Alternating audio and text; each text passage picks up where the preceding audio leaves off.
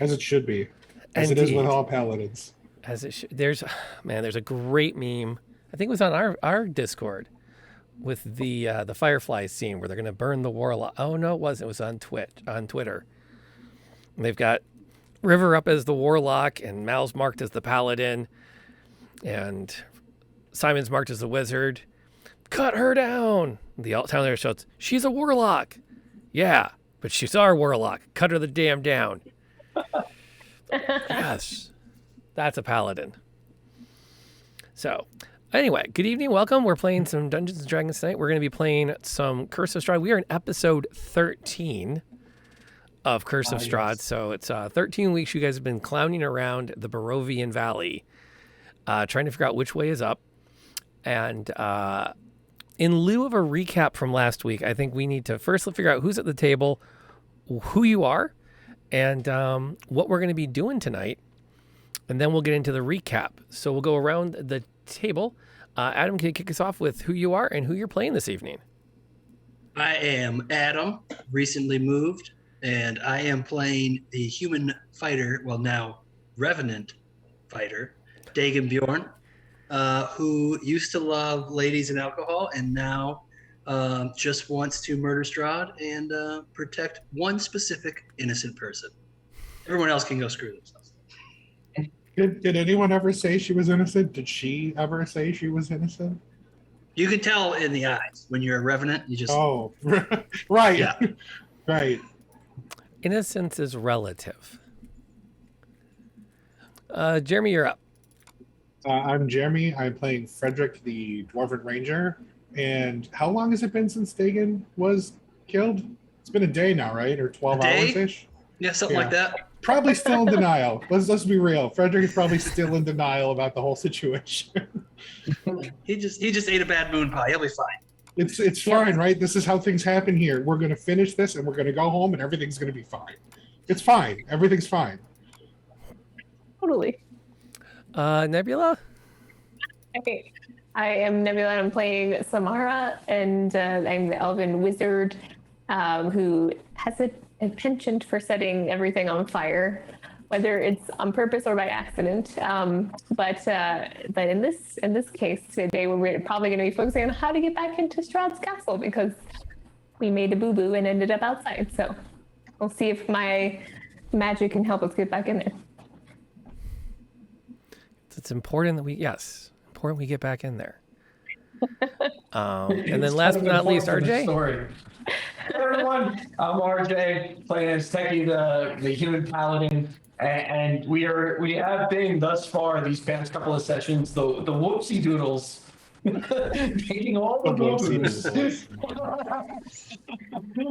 while roaming around looking for my holy item of Ravenkind back, and take a couple of shots at Strahd. So far, all we've managed to do is get lost. So we're gonna go back at him and figure out what he's got hiding. I'm excited. Let's do this. Sounds like a plan. We'll update that real quick. Mostly because I don't trust my spelling on Revenants. We'll just put undead.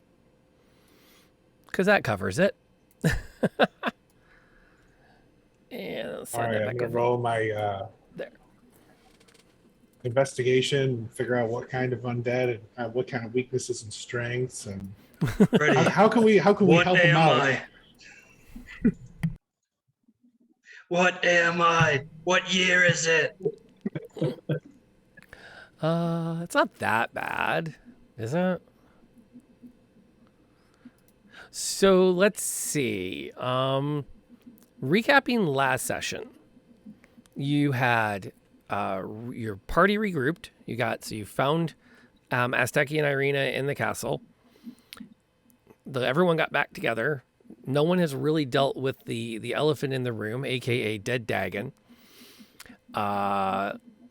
You worked your way down. You found a maid who volunteered to help you find the crypts. You got down to the lowest levels of the castle, you think, where you found the torture chamber and the teleporting brazier. And then you decided to teleport through the brazier and showed up back out at Vallaki, right in the coffin maker's house. And from there, you spent the night in what remains of the abandoned church. You almost got arrested. You intimidated the daylights out of the town guard and the burgomaster. And from there, you agreed to be escorted out of the town, but not necessarily taken all the way up to the castle as they had been ordered to do. That sound about right? Yep. I'm Works for surprised they me. didn't want to take us all the way there. They were like, oh no, we'll just take you out of the city and then lock the door and then run away because you guys are scary.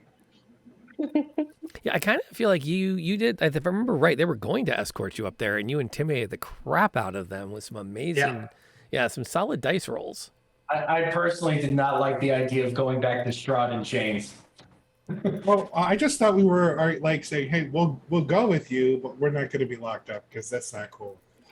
Because we're guests of Strahd, and that's not how he treats people. As you know, people who work for him, right? You know how he does things. And they're collectively like, yeah, no, not okay with that.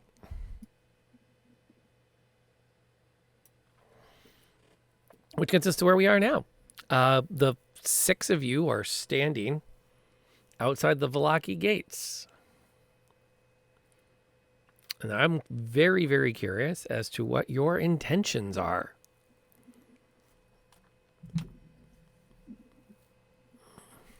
Well, we'd say we go find a place with a copy machine, and we get several copies of Strahd's diary, just like out to everyone, and just see if it makes them angry. Yes, Just we'll like head to maybe like- Ye Old Printing Press. Ye old Kingo's. It's over at that first town. I swear we passed it. There was that smug guy who wanted to charge us 50 gold for a. Yeah, he's got to have a copy machine back there. Yeah, can you believe it? 5 copper a copy. I mean, it's like a steal.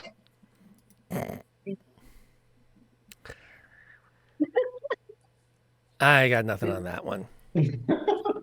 I got nothing. I think we talked about flying in, right? Like polymorphing Steve into some sort of giant flying beast we could ride into Strahd's castle all heroic. Yeah. Like. Yeah. I mean, We got to turn Steve into Falcor. Is there a polymorph Falcor? I don't think so. What's the closest thing you have in your polymorph options that's to Maybe Falcor? a giant eagle or something. No, I don't know. Dragon? We talked about dragons. Need a bard that can play Flight of the Valkyries for us. Yeah, I can look at that while you're debating as to what CRs you can pull off. Are you, my most immediate question, are you having this conversation in the middle of the road outside the gate? Can we give the DM a little more sense as to what your intention is for having said conversation?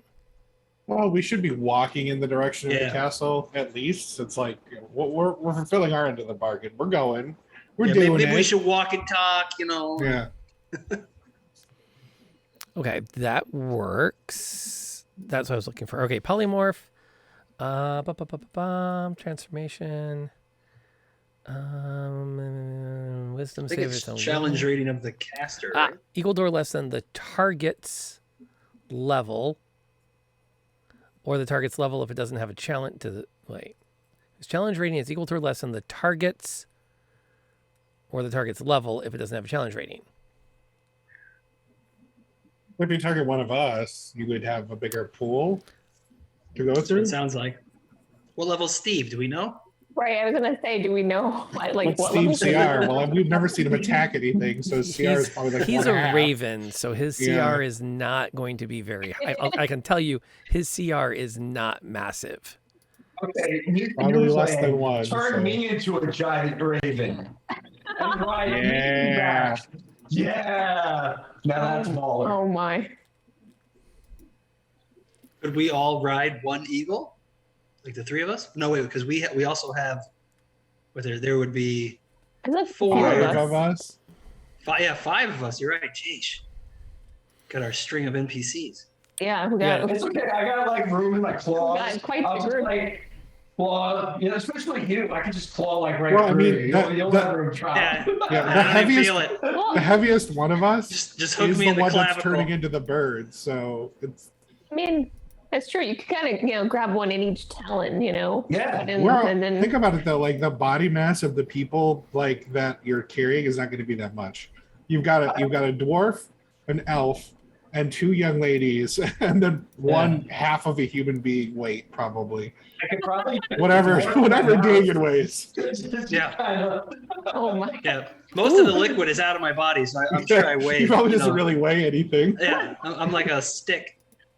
He's dust in the wind. Okay, so here's the good news. You could polymorph Asteki into a sperm whale. That's a Perfect. No, CR8. not again. Naval assault. Let's do it. Or potted plants. that, If you're going that- to turn him into a sea creature, we need a narwhal so we can shoot the lasers. I hesitate to share this, but a Tyrannosaurus Rex also qualifies as a CR8. yeah, It doesn't go with the flying, but it would make an entrance. it would. I mean, can you imagine like busting through like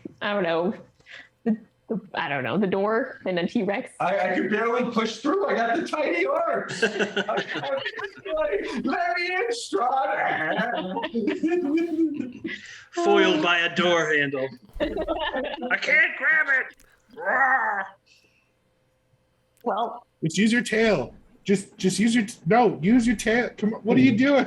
I'm not a Pokemon. Use tail whip. Come gotta on. be like you gotta be smart like a velociraptor, like Yeah. let it go. As Techie Rex, I choose you.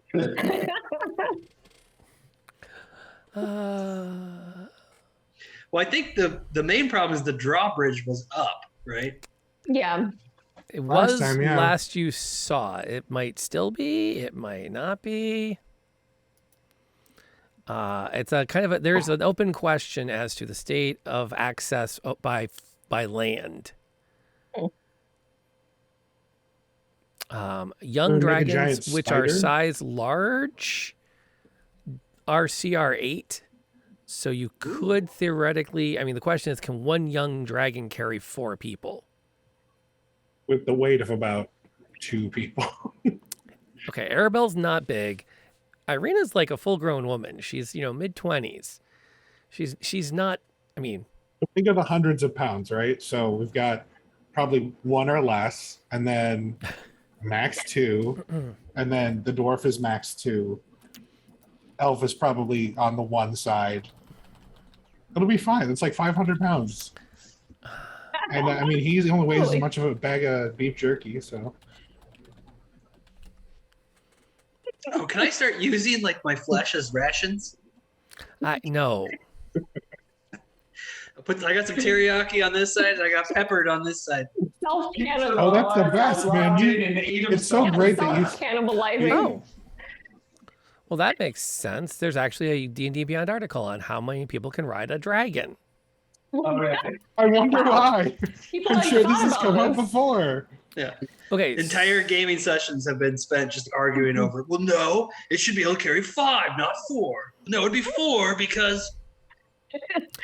It looks like the multiplier is 15.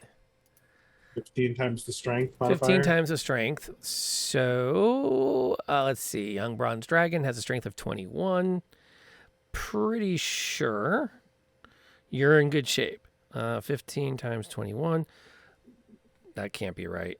No, that seems very low. Oh, Yeah, so that's not going to carry us. that's 315 pounds. But like, Yeah. that's So that's Frederick. yeah. It's like, bruh. That's the weakest Alcor ever. That's Yeah, like come on. just taking kids around. I was like, that I'm a great dragon that can carry a 6-year-old. that can't be accurate because I've on my Goliath, I think I had an 18 strength, and I literally could have carried the entire party. Oh. And then quadruple it because it's a huge creature. There you Oh, go. That would make more sense. Yeah. That's a lot different. Although it's a large creature, not huge. So maybe we multiply it by 3? Sure. Still plenty. Yeah. I don't Yeah, know. 'cause that's whatever's gonna get our weight. That's what we do.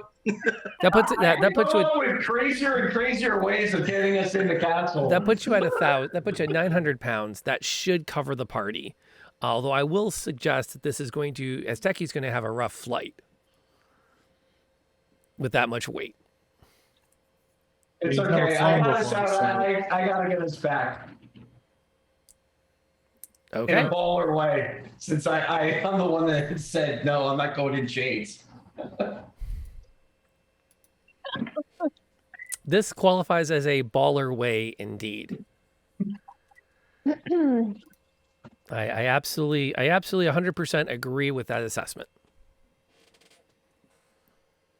All right, Are This we is doing a bronze are we doing, dragon? Voodoo that you do. Is it a dragon? Are we doing, or are we doing a evil? What's happening? Bird? Making a Creature? bird. We're sticking with the verb. Let me kick that. I have it. I'm filtering out beasts, celestials, dragons, and fae with a CR of 6 to 8. And as far as flying things go, dragon looks like your best route. Yeah, I think giant eagle's actually lower level. Yeah, it might not have the Oh, strength well. you need. Well, then we are going with dragon. Sorry, That's what scares me. Dragon. no verb for you. Let's see. Let me take it all the way down to CR1 and limit it just to beast. And let's see what the CR on the giant eagle works out to be. It's 3. It wasn't 3, 5, I think. Well, the big question is, does it have the strength? I mean, it would look cool, but with a strength of 16 and a size category of large, so that's we said that's multiplied by 3, right? So 15 Yeah. times 16 times 3. Well, 720 could do it. Honestly, it probably would be fine, but you know what's cooler? A dragon. I mean, Yeah, it was don't you want to specifically breathe a- lightning on somebody? If it was specifically a raven and not an eagle, I would be like, yeah. yeah. Just but for theme. The only thing is, like, maybe dragons are bigger targets, and it'd be easier to go in stealthily as an eagle as opposed to like getting struck down by like a Strahd lightning bolt, a Strahd bolt. Strahd But bolt. if you're a dragon, couldn't you technically, like, I don't know. Well, does he as a dragon have any abilities or no? He's just Oh, he able gets to all the fly. dragon abilities. oh, see, you could just set him on fire. I'm down for this. Let's throw some fireballs at Strahd. Now, what kind of spells does a hole in the wall. baby dragon get? Yeah. All right, so Buckle We're- up, kids. It's going to get interesting. we are you ready? We're polymorphing you into dragon. All right, that's Ready? it. Let's do it. Are you driving me? Are you going to throw it in stick shift? I've never taught you stick. Haven't had a chance. Gosh. That's this conversation for another time. But yes, casting polymorph on the paladin. Right And- now, or like when we get there? Well, when we get there, No, we should do it now. We should fly now. Why not fly now? You want to walk like 10 miles a day? Turn me into a dragon? how far are we from the castle anyway? Well, did I keep that? I'm trying to remember if I left the main map on the Jamboard or not, because I did some cleaning to Yeah, get I some think more it's the first page. slides available. I think it's the first page now. Yeah, you can see Valaki is located here, Oh, it's a ways away. and the castle is way up here. So you have to go all the way Okay. around here, and you dip and up and up and up and through, and then you have to take a left, and then cross the bridge.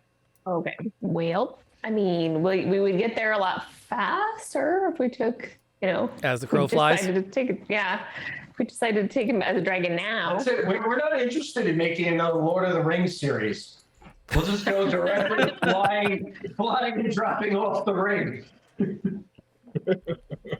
Yeah, you don't want that assassin that's still trying to murder you to have a chance at getting at you on the road like Rob planned for. Oh.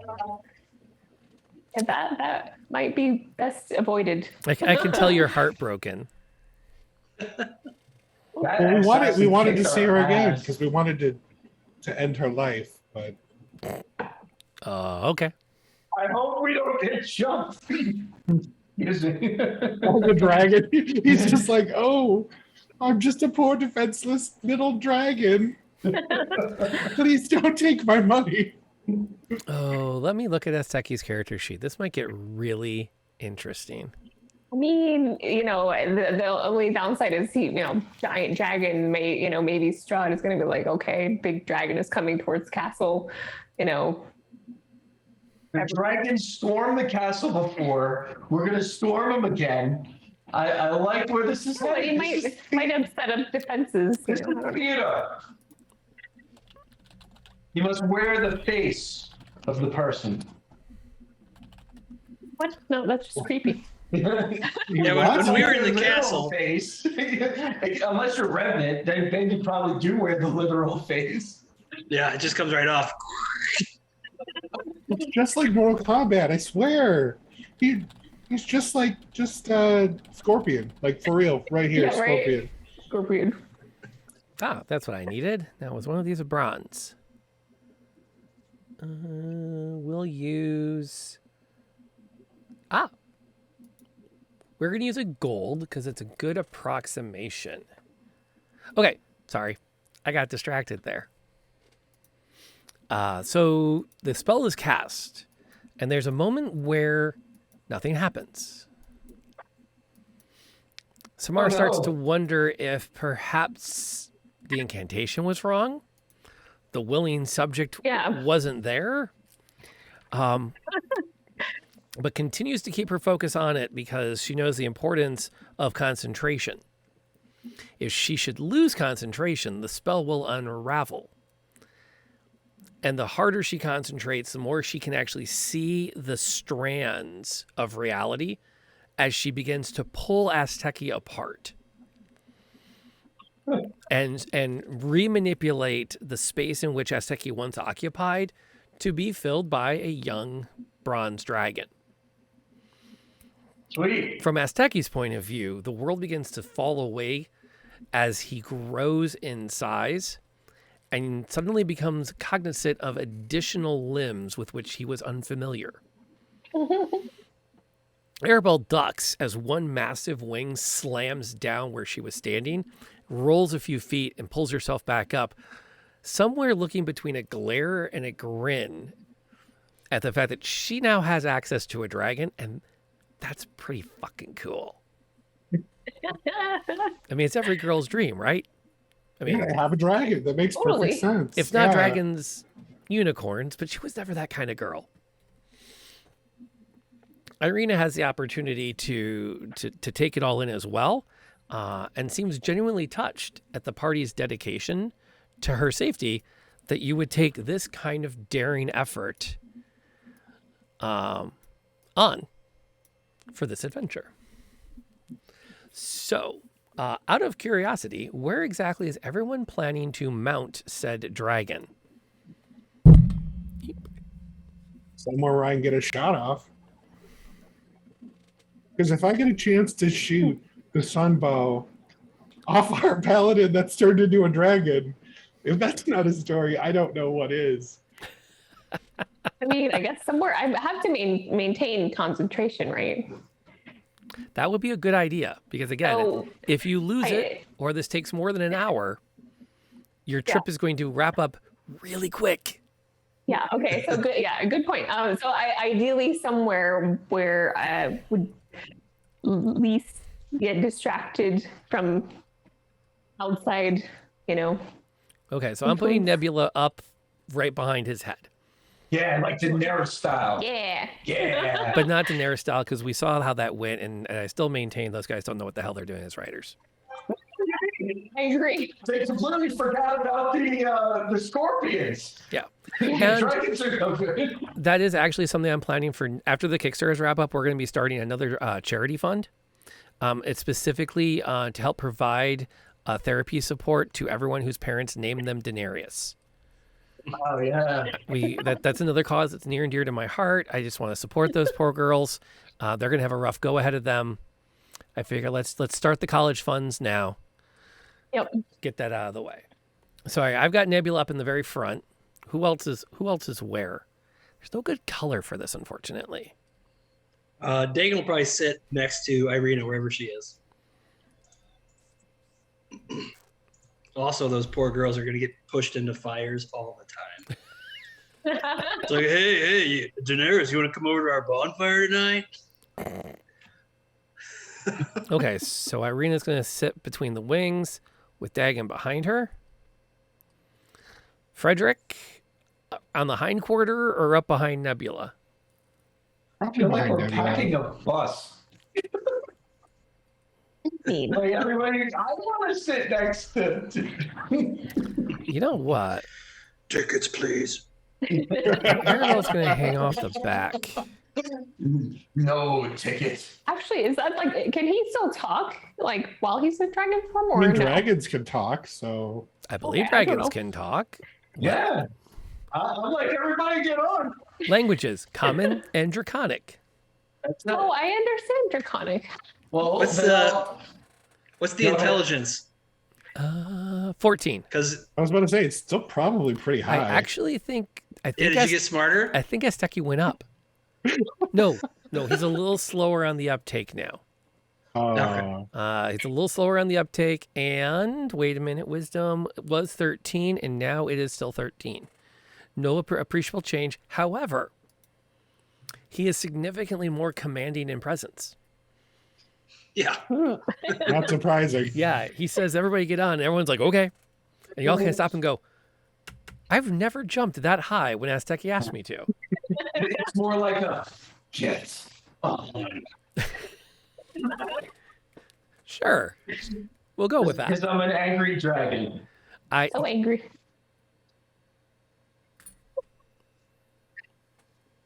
You're a what? An angry dragon? Nobody believes this. No, we don't. No, we don't. Not an angry dragon. I'm still a silly dragon. You're probably a giddy dragon, honestly. You're still Asteki. Interpret that however you want.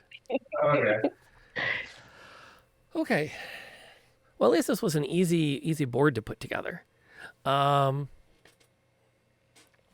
This is going to be interesting.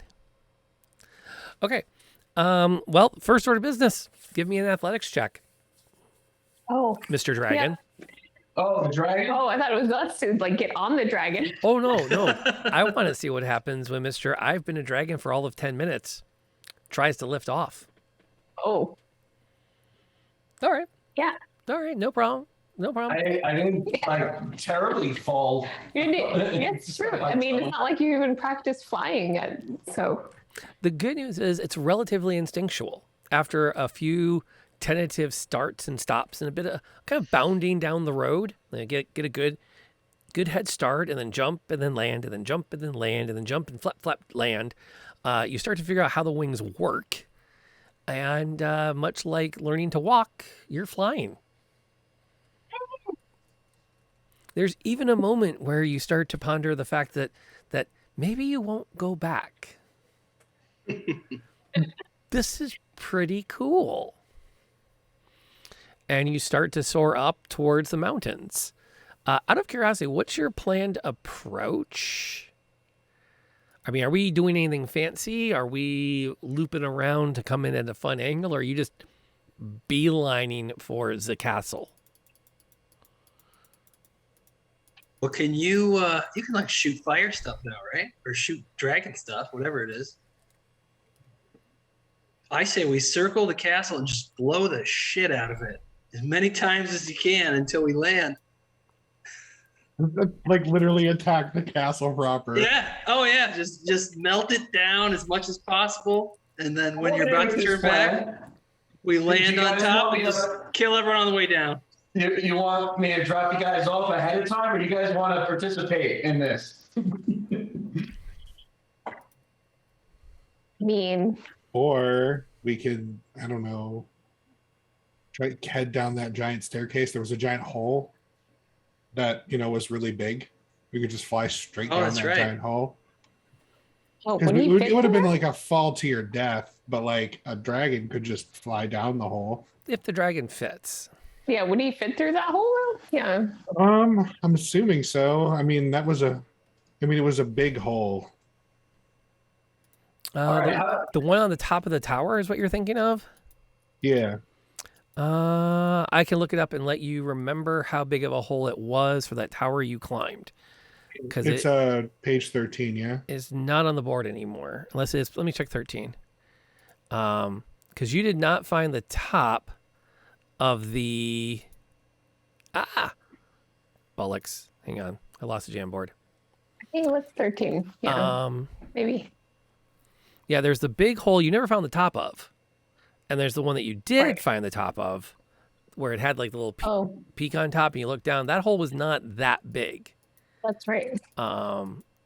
If you're thinking back to your memory of the layout, yeah, the one that's there, you never actually saw what was on top of that. That's true. The tower you were thinking of would be somewhere it's in line with the church. So it was the one, if you go back to the first map, you can see the staircase down. That's the tunnel that you'd be going down. That's about a 20-foot wide. So the dragon could fall down it and maybe control their fall down it. I mean, that's the good news. You have gravity working for you. So all you got to do is kind of get your wings out and just sort of keep enough of a buffet to not crash when you get to the bottom. Though that would be an interesting way to end the campaign. But then what? We turned him into a dragon and we flew right into this tower and we really thought we could, and then we just hit the bottom. And it was, that was it. Here's the good news. If that happened, guarantee that tweet would go viral. Like, how did your Curse of Strahd game end? You're not going to believe this. But it starts with a polymorph spell. No, I thought we had talked about like maybe dropping everybody off in that like that outside part in the roof, like where what was it? The ramparts. Yeah. thing. Yeah, there's the that top. walkway outside. Yeah. We were trying to get to it earlier, not really trying, just didn't know where to go. Yeah, that's doable. You can explore the outside of the castle a bit if that's your jive. Let me find you a map or some visual to help describe what we're looking at here. I don't remember. Is going to do the trick. I don't remember if there is a way to get back into the castle from there. Womp. Okay, I'm going to drop this down next to everyone riding Asteki.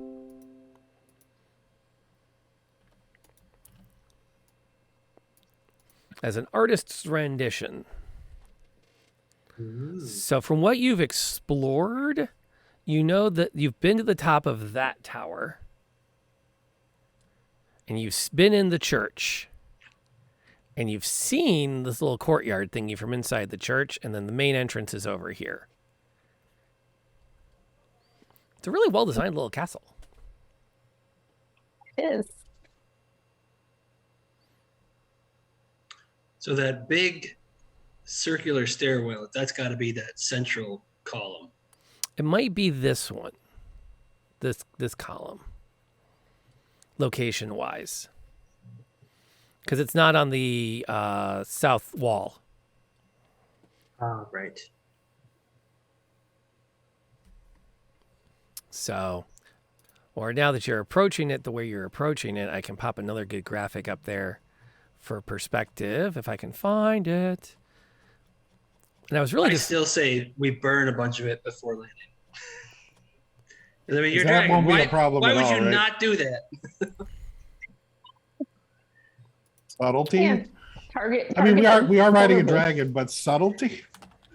Or what if we blow up a tower on the opposite side that we plan on going. Ooh, throw him off. A target, yeah, somewhere that's as distraction.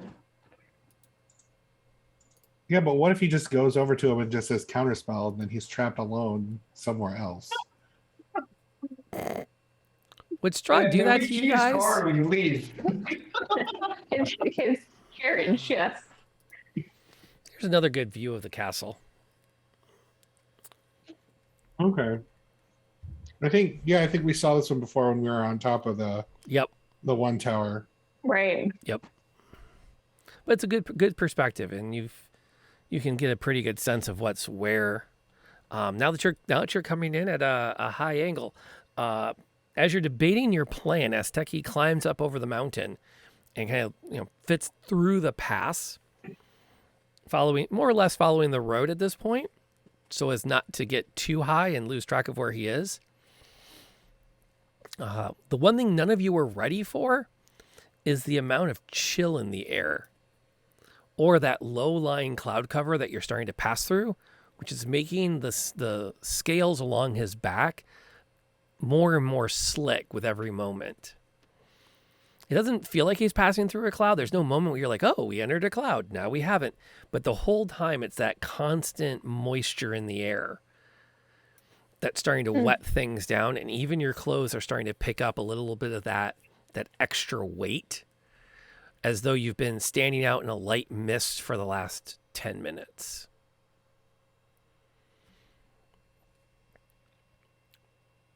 You come around that curve of the mountain, and you've got the castle in front of you.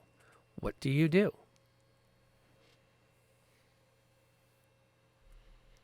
Can we see anybody around? Is there any targets of opportunity, or is it just the castle and nothing else? The morning sun, as best it can, is behind the castle as the sun's rising. So it's kind of, the shadows are what little shadows there are in Barovia are long. You don't see anyone coming to greet you. There are no movements along the parapets. No one has started to set up ballistas or scorpions or anything to fight you. There is a crack of thunder above as the clouds begin to coalesce into a layer of darkness.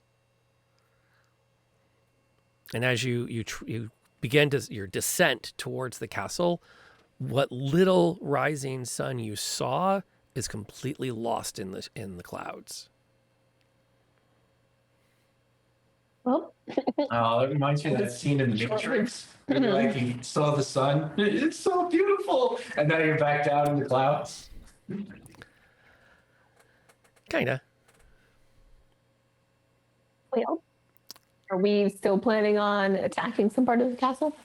I'll blow up something. What do you guys want me to aim for? We're going for the highest thing. We're burning the tower. Well, you could try to blow a hole in the tower, and then we could go in that hole. Yeah. They're trying to blow a hole in the tower.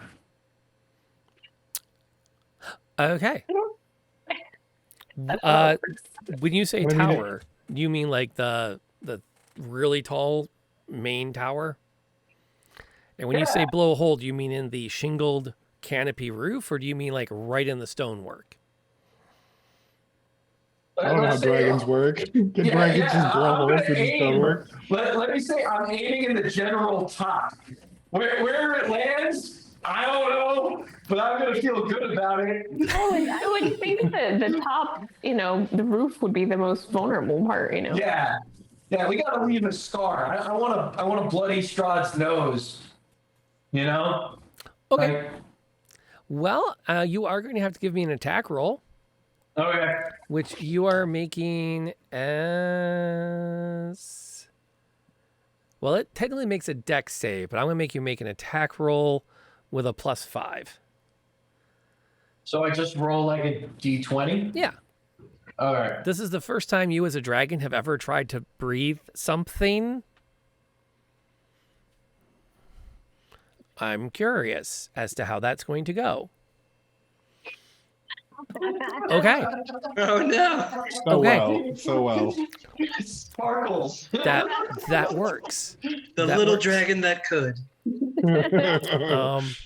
Oh no. There's a lot of can here. That's not a could. This is an all can thing. As you start your approach, and the wings begin to flutter as you instinctively enter into a soar, where you just ride the wind down towards it. You open your mouth expecting a burst of flame, a fireball.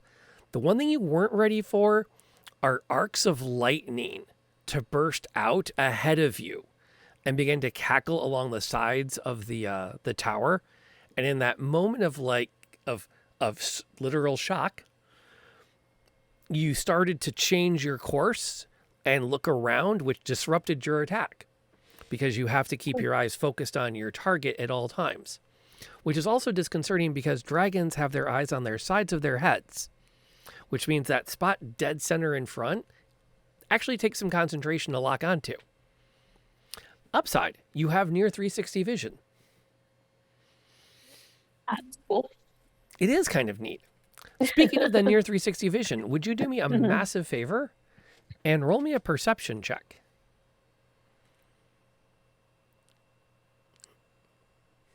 And you know what? I'll let everybody roll it. We'll take the best roll of the group. Van Guilty, welcome aboard tonight. Butterfly Kisses, hopefully you're still hanging out as we kind of got off to an interesting mind. start. Woo! Ooh.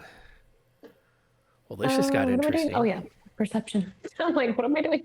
Is somebody getting a great view of like a bolt of lightning coming at us? or a scorpion bolt? Ooh. See, the previously stealthed scorpion turrets. Oh gosh. No. But Frederick is going to be caught flat-footed in this. I need everyone else. It looks like they're okay. I guess I should roll really quick for Irina and Arabelle just to see if they're also flat-footed. Perception defaults to wisdom, right? Yeah. Okay. Well, Irina's on top of it. Arabelle, here's the good news, Frederick. Apparently, you and Arabelle were shouting something at each other. And you completely missed the swarm of bats soaring up from the side of the tower as Asteki roars past it. And it's only after each of the bats returns to humanoid form that you realize what has happened. Irina is the first one to look up and immediately shouts out, "Prepare to repel boarders!" Oh my gosh. And I need y'all to roll initiative. Oh no! Are we having like an aerial battle? This is crazy. Is there going to be a fight on my back? It's like I have ants on my back. They're all just going to be like fighting me. Something like that, I guess. All right, I guess I'll roll initiative too. Oh just yeah. to see, Oh yeah, your initiative matters. like if I'm going to roll around my. in the grass or something. We need better initiative than that. He's I busy. pushed the He's button. flying the entire everything. I will also tell you something, folks. Battle on my back. You have given me in 30 years of D&D experience, this is the first time I have ever run an encounter on the back of a dragon while one of the party was a dragon. Woo. I also Nice. believe this is the first time I've ever run an encounter on the back of a dragon, period. Like just all by itself. Because yeah, this is going to get real interesting real fast.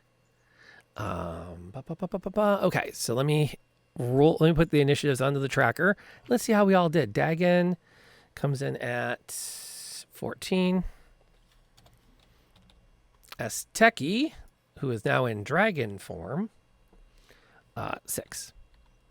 Frederick, All I can think right now is shove attacks, Baldur's Gate 3. 12. On the back of a dragon, just bonus action, bonus action, bonus action. I'm telling you, not that's the one. If they just changed the shove attack to be a main action, they would be solving so many problems with that part of combat. Yeah, it's definitely OP the way it is right now. That's a must change in my opinion. It's still fun though, just shoving everybody yeah. else and things. Oh gosh, yeah. And the good news is Stadia doesn't take that long to reload. So like when on action 1, somebody uses one of those knockback arrows to literally blast 3 out of 4 members of your party off a cliff, you just go, and we're reloading. That's awful. Just ugh. It's that and the height. I know Larian Studios always does height advantage, but in D&D terms, that much of an advantage it breaks D&D.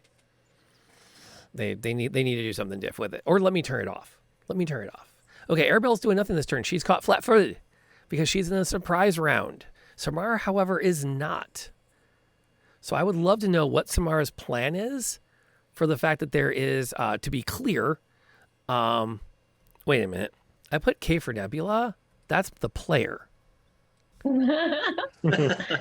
Samara is the wizardess who is sitting there and looking down as a vampire spawn has you look off to your left as you see this large bat flying straight on a trajectory towards Asteki's head. Oh no. And then bam, pops out into full form and latches onto his neck right below your boot. Wow. Okay. So I'm still able to attack these guys while as long as you focusing. don't lose concentration. So you cannot cast any concentration-based spells, and you can take no damage. What? Oh my god. Well, you can take damage, but suddenly that concentration check becomes really important. Yeah, unless we want to all fall to our doom. Yeah. Now, for perspective, while you're thinking of your spell, just as a quick aside here, how long will it take to fall? 300 feet. I can do the math in my head, but I'd prefer not to. There's an actual calculator for this. Yep. Nice. Yeah, I think you fall 60 feet per turn or something like that. Okay, so fun fact. A free fall drop of 350 feet takes 4.6 seconds. So, if Asteki ceases to be a dragon, you will have less than a combat action, less than a combat round to solve the problem. Oh no. Yeah. Well, I mean, even if I splat, I'll just find a new body. That's not worrying. Yes. Oh my gosh. So, well, okay. I thought about using Gust, which is a cantrip that I have, but the vampire's just going to turn to a bat and then come back anyway. True. But it might take time. It might take time. So yes, it would buy a little bit of time, but still, I don't know. Okay. Burning Hands, because it's not that far away from me, I guess. It is definitely not far away from you. All right. Yeah. Let's try Burning Hands and see. Maybe that'll get it to fall off. I don't know. Okay, go for it. You crank it up. Go ahead and throw the damage down. It's going to make its dex save. And I think what it's actually going to do, that's going to be this one. Ooh. Okay. It's caught in the blast, and you watch as it falls out of sight briefly. Oh no, like the assassin. Yeah. You better check my belly. It's on your belly. Okay, so there's 2, and that'll be 1. Okay. That was a good action. It looked really cool as you blast your flames down the side. And watch as it takes off and disappears. Since it's next in the combat initiative order, it's going to take its action and it is going to reappear. Of course. It took its entire action, but it's going to now appear on that side. As it's able to climb up a bat form up against the side, and then can change back into a vampire and latch onto the side of Asteki's neck. Lovely. So, Dagon, did we agree you're acting, right? Yes, you get action this round. You are not caught. Yeah, I flat-footed. rolled a nat 20. Yeah, you're on top of this one. All right, Dagon will. Let's see. Yeah, he's gonna just immediately scramble over in front of Irina if he can. Mm-hmm. And then I would like to angle an attack against the vampire number 2 there to try to pushing attack and just like knock him right off the dragon. That'll work. Let's see. What's Dagon's background again? Urchin. Okay, so not a sailor. No, definitely not a sailor. I need an athletics or other appropriate check to keep your feet under you on the rain-slicked scales of this dragon as you maneuver yourself. No problem. That's fair. Dagon's so used to drinking all through his life. Oh that, yeah, I like, was about to say he's just yeah, he's when just he's on naturally got uneven a little ground, he's like, it just feels right. natural sway to him. I've got my booze legs. Yep. All right, make I your didn't attack realize roll. they still worked when your legs were half blue goo or whatever. Are they like shark skin? They're more like alligator, I would think. Scales. But they've been up in the clouds and mists, so there's a layer of water on everything. That's not going to hit. Yeah.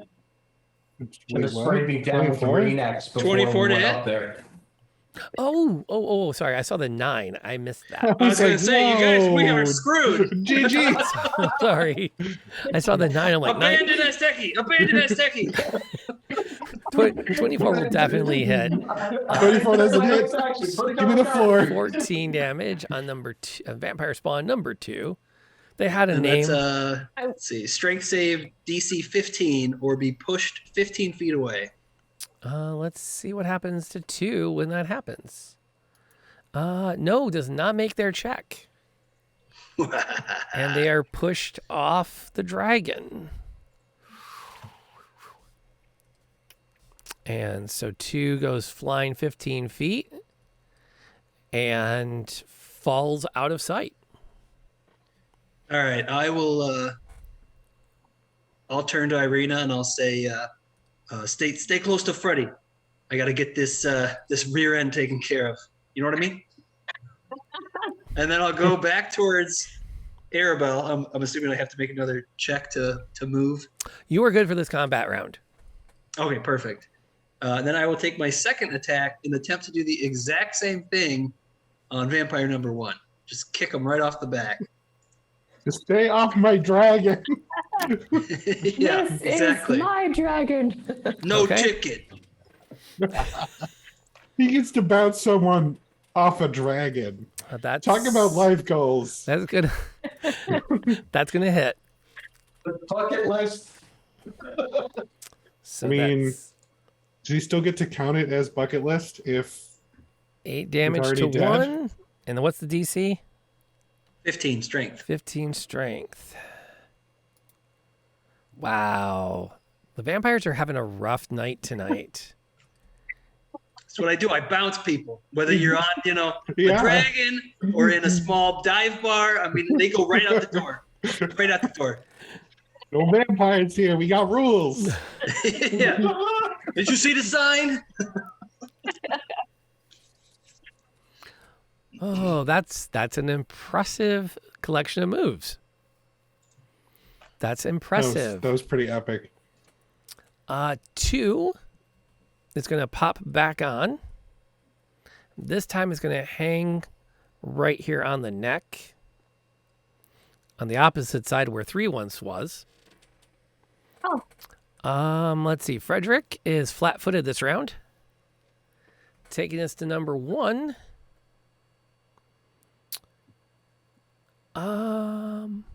You know what? There's where number 1's going to show up. As she gets around in front Oh my goodness. and just like pops into full mode, and Asteki like pops both his eyes forward just in time to get a vision of her snarling as your snout slams into her, and she latches onto either side of it. Like bugs on a windshield, man. No worries. I'll actually let her take a little bit of damage from that quite happily from the impact. Super But worth now it. she's like literally like, yes, indeed. Go for the eyes, boo. Go for the eyes. That line exactly is why I had a turtle as my pet in World of Warcraft named Boo. And I had that macro for my pet attack. Irina has an action this turn, but she has no targets, and she's mostly going to settle for just hanging tight so she doesn't fall off. Asteki, I need to know what you're doing, Mr. Dragon, sir. I looked it up while waiting, Okay. and apparently, I'm a adult bronze dragon, right? Young. No. Young bronze. Not that I'm an adult, or not that I'm a bronze dragon. I'm just like a bronze dragon in general. Young like I'm a sized. teenager. Yeah. Oh, because he's Yeah, got young bronze. Oh, okay. Well, I don't know. Do young bronze have frightful presence? Because that seems like the only thing worthwhile doing. They don't. They're not that big yet. Now, here's my question. Yeah. What are you doing? Are you flying away from the castle? Are you looping back? Are you trying to land? Are you trying to climb? Are you doing anything to deal with the fact that there's a very attractive, despite her lack of oxygen needs, woman attached to your face attempting to rip your eyeballs out? It seems like if we were like dive bombing. Yep. Right? We were dive bombing. I was trying to shoot fire. Bats come out, right? Yep. And then you came around the side of the tower after you missed. Okay. And that's when the bats came up to meet you. Oh, okay. Yeah, it seems like a good idea to try to like land, you know.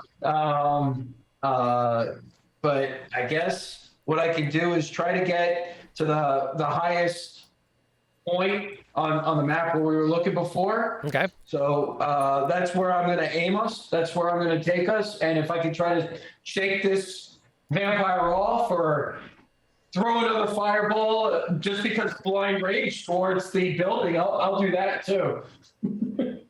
Okay. So you're going to start to turn to try to get ready to land on the top of the tall tower. Yeah. And you're going to try to shake this thing off your snout. Yeah, if that's an option. But do you want to land on the tower, or do you want to land like what tower are you talking about? The highest tower, the one with the shortest distance. You're surrounded right now. Closest helipad. But ideally, we would want somewhere where we could get off, not somewhere we're going to slip off a roof, either.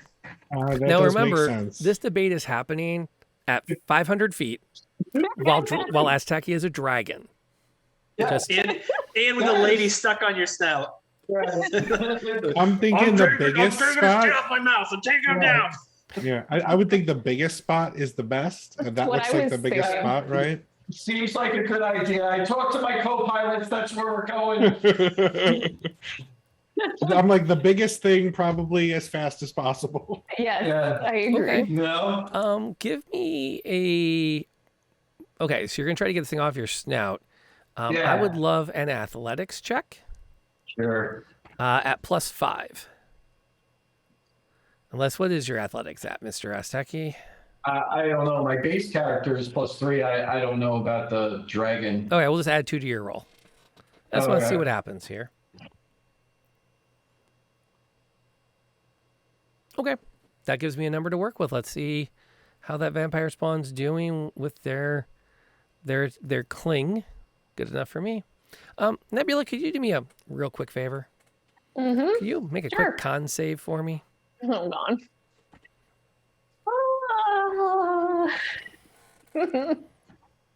I mean, you didn't take any damage, but it is kind of hard to maintain concentration with all that shaking going on. Good. See, there you go. Piece of cake.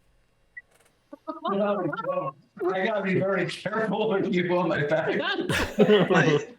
Legit, my heart was just like waiting to beat while I'm watching for that roll. Like, we're all gonna follow our deaths at the end of Strahd. This is the farthest I've ever made it as a player, and I'm gonna die falling from the sky. God damn it! Again, I'm gonna die again. I got crushed and then I fell. What a horrible game! Don't worry, combat's not over yet. You better land quick. You better shield and protect yourself. Oh my gosh. Okay. Arabella's going to do her best to help, and she's going to take a quick shot at one of the two of them, because she can. There it is. And hits. Not for a ton of damage, but she hits number 2 with a ray of frost from her perch on the back. So a series of what look like playing cards shoot out of her hand and impact, shattering as crystals against number 2. It clings easily since it barely took a scratch, which then gets us to Samara's action. Good question. Yeah. Did I shake? Did I do anything other Oh than gosh, risk our no. lives? She's still clinging to you with 0 difficulty. Remember, they walk up walls. Okay.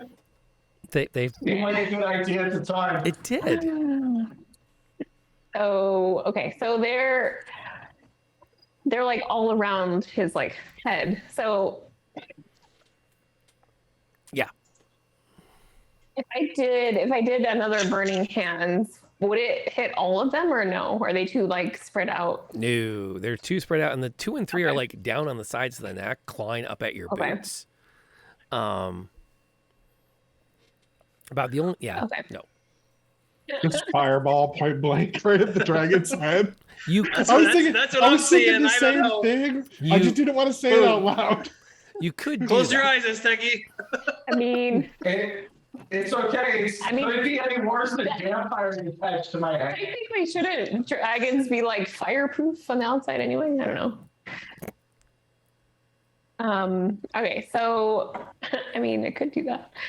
I think you have to do that. I guess that's what we're going with. I don't see another way.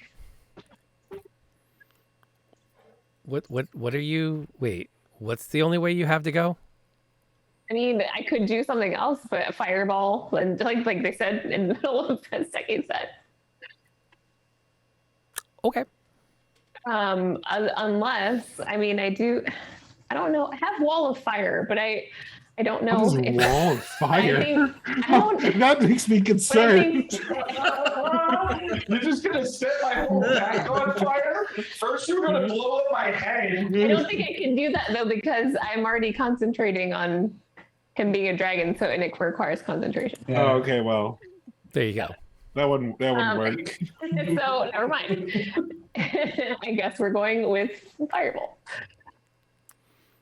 Unless I can use like a scorching ray or magic I was missile to thinking, hit yeah. each of them individually.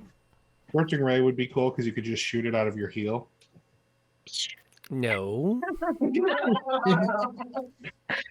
I mean, I don't know. Would I be able to target them because they're like on the sides? Yeah, you can. Sure, in theory, you'd be shooting them out both hands and throwing them everywhere you want to throw them. I don't know if I want to You take. don't want to use this fireball in case you have to polymorph again. Because I think that's our only backup plan. Is you can't polymorph again. If they'll allow it. Oh yeah, you have a combat round before you impact. That's enough time to Okay. cast it again. Okay, well, I guess I should say that just in You case. turned me into like a giant net. I'd also point out she has Misty Step. She doesn't need you guys. I can get away unscathed. But I wouldn't do that. All right, so okay, I'll try a scorching ray and see if I can like, hit each one of them. Okay. So give me Things 3 happen. quick attack rolls. Sure. I'm gonna do the 3rd level just because if I can get rid of them and kill them, maybe that will do better. Oh my god, that was terrible.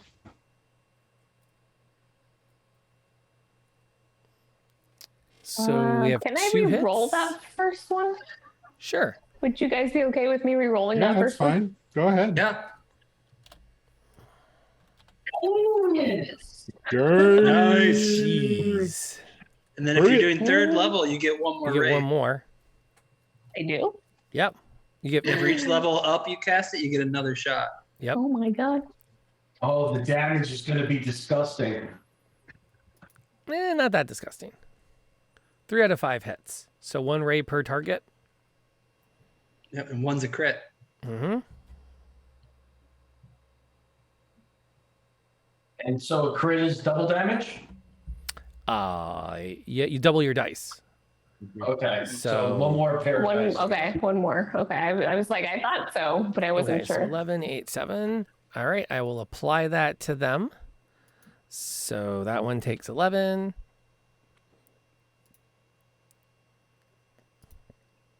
That one takes the 8. And this one takes the 7. Let's check a few things. 1, 2, 3. Oh, interesting. 2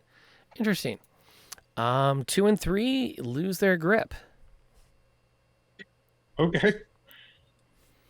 and disappear Bye-bye now. off into nothing, Bye-bye. off Jeez, into the okay. clouds. 3, however, is going to reappear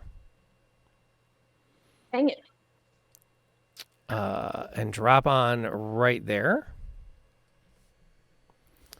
At least they're not getting attacks though. We keep messing them up and they gotta come back. Yep, their whole action is just getting back on the back of the dragon, That is true. which gives Dagon a chance to do something. All right, I see 3 is right smack in the 3 middle. right by the- Irina. Yeah, 3 like flew in as a bat and it's coming straight at Irina. And it's hit and kind of slid almost in a 3-point stance along the scales towards her. All right, I would love to kind of football, roll off of Arabelle, duck around Irina, and use the momentum of the vampire skidding towards me to just impale it with both my swords. Ooh, that'll look cool. Give me an athletics like check it. first. I like it. Let's see if you keep your footing for this amazing maneuver. I can do athletics for that, right? Yep. Oh, no problem. Whoa. Hey. Whoa. Okay. And I want this to work, so I'm going reckless attack. Okay. You do that. Okay. That's interesting.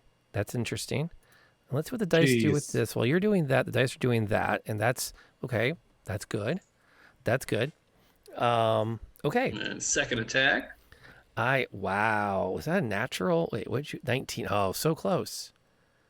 That was also a 19. Dang. Yeah, 2 19s. Wow. That's a lot of damage. Dice. Yeah. And then just for fun, the offhand, because I just like the visual of just both swords impaling. And then if it dies, I can just pull them apart and rip it asunder. And there's Right? Isn't that how that works? there's a lot going on.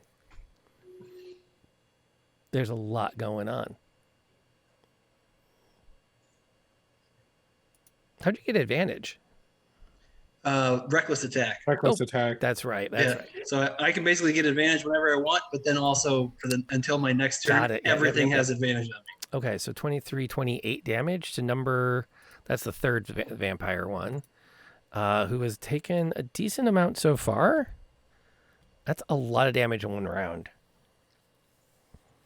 Okay. I'm going to file that away for later. Yeah, and I'll say, and I'm not even mad yet. Get off my dragon, buddy. you slide into it and you watch as both blades go in and you pull them out, and black ichor sprays across Azteki's wings as any human being would be dead from that attack.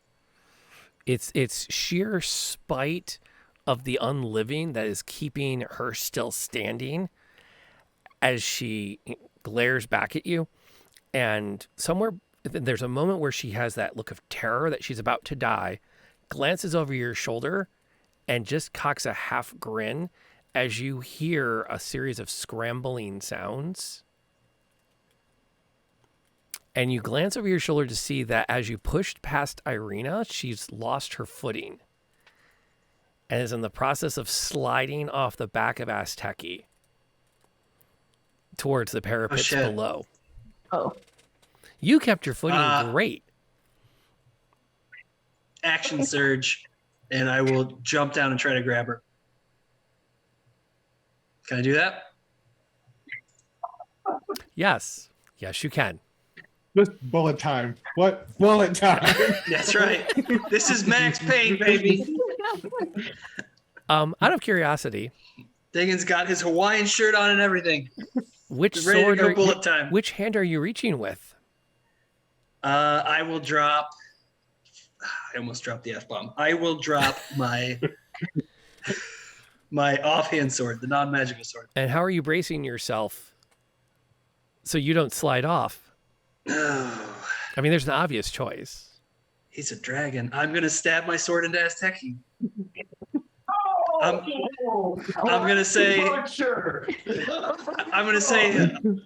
I'm sorry, bro. Just stab you, drop the sword, and try to grab Irina. Okay, I appreciate it. Okay. Give me an, you know what? This sounds like a good old-fashioned grapple attack. So whatever you roll for a grapple, that seems like a reasonable thing to roll here. So my unarmed strike, or would that be an athletics roll? It sounds like an unarmed strike. There we go. Can I still do reckless attack on this? Or is this more of a too finessey for that? This is too finessey for that. All right, pray to your gods. Oh, thank Jesus.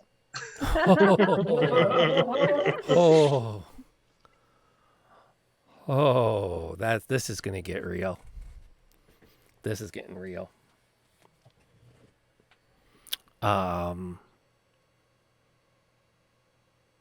Yep, this just got real.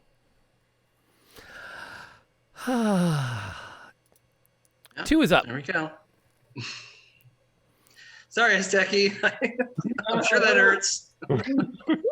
Feels good.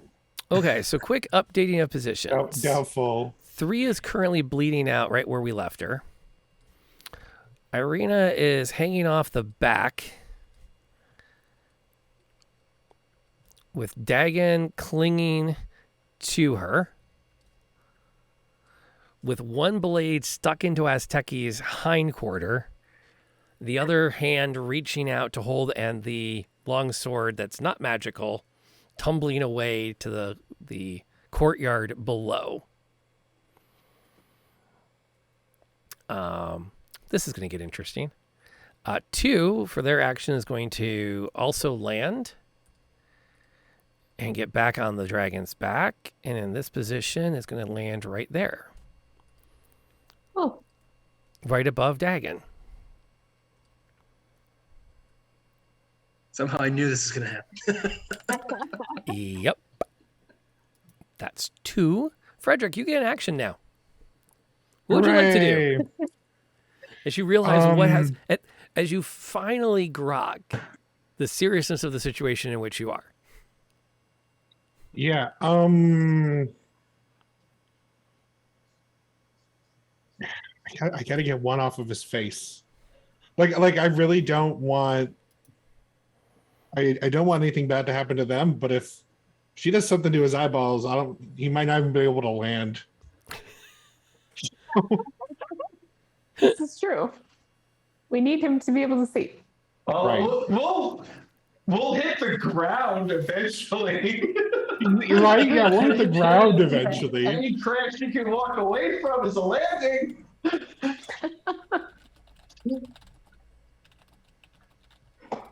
I'm gonna grab a refill. I'll be right back. Okay.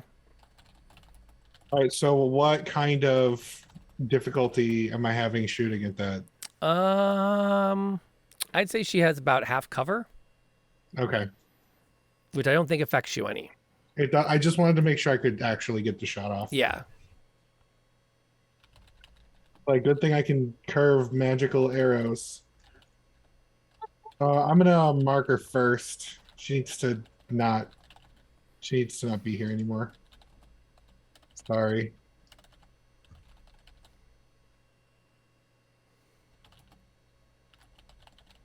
Oh. Oh crap. Oh my goodness. Oh, that's gonna leave a mark. Oh my god. Oh, another crit. So how do you want me to do those dice? Make a custom roll and do it all in one shot. Okay. Just put them all in as a custom. Make it happen. Hit the everything button. Every button, just bam, bam, bam. Okay, so I get D8 because undead. I get D8 from Colossus Slayer. I'll get the D6 from my mark, and then I'll roll the regular damage first. Okay.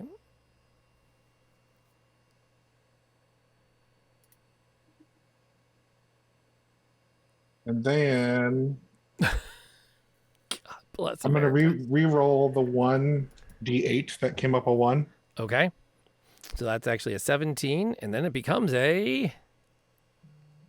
Oh, that's 3. What 20? So now it's a 20. So that's 38 damage with your first shot.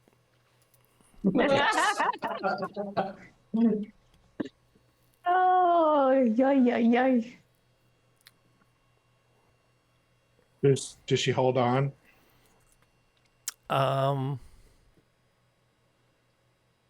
That's an excellent question. Let's find out what she does. No. She doesn't. She very much doesn't. That would not be a problem. Most people don't when a shotgun hits you in the face. Yeah, that would not be a huge problem, except for the fact that you're not at a standstill.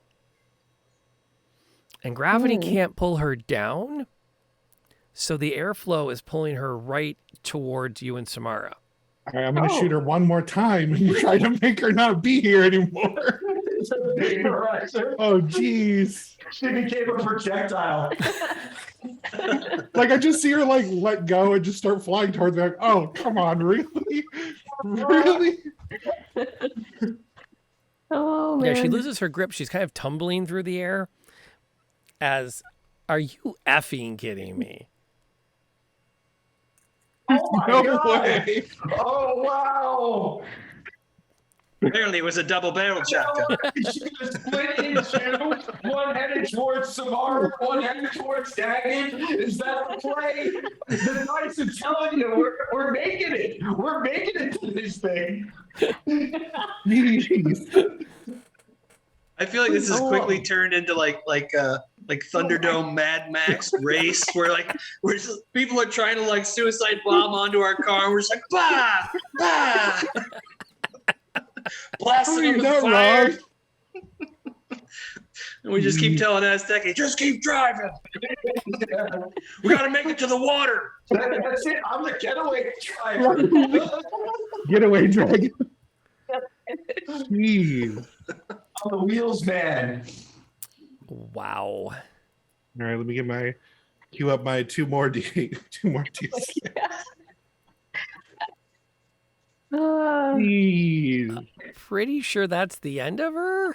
I'm pretty sure. Yeah, we're gonna be experiencing like dust blowing over our faces. Luckily, they explode when I kill them with this thing. So Okay. That's one less vampire spawn to deal with. Wow. That's an insane amount of damage. like insane. I just picture like a pop sound, and everybody looks up towards the front and just. Yeah, it's windshield wipers. Guys, they just killed Yeah. Samantha. You gotta think, like, these have to be like people that like know each other and care about each other. We're just Oh, yeah, murdering them. and they've been vampires for how many hundreds of Hundreds years? of thousands They've of got years. and Really deep, intimate connections with each other, and We're just obliterating them with toys we found laying around in the yard.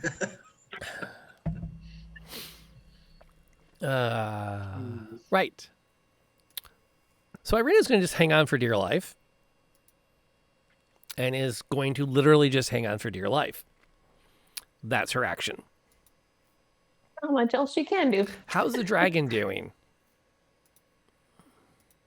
Is there anything I can do to help Dagon and Irina get back up on my back? Like, can I lift my You leg? could land. or something? Well, I'm still focused on landing. Okay. Where are we in that whole scenario? Like, are we close to landing? Are we not? Well, dragons have a pretty good move rate.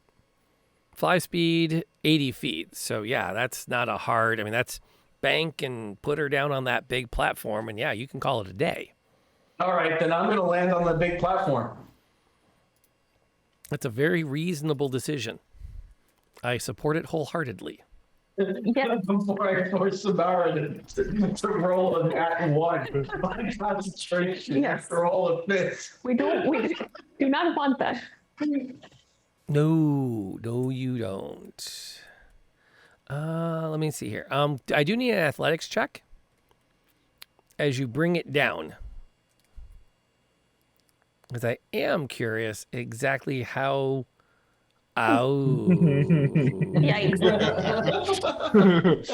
Well, Oh. he did say any crash you could walk away from. Is land. I said I could fly. I didn't say I could land.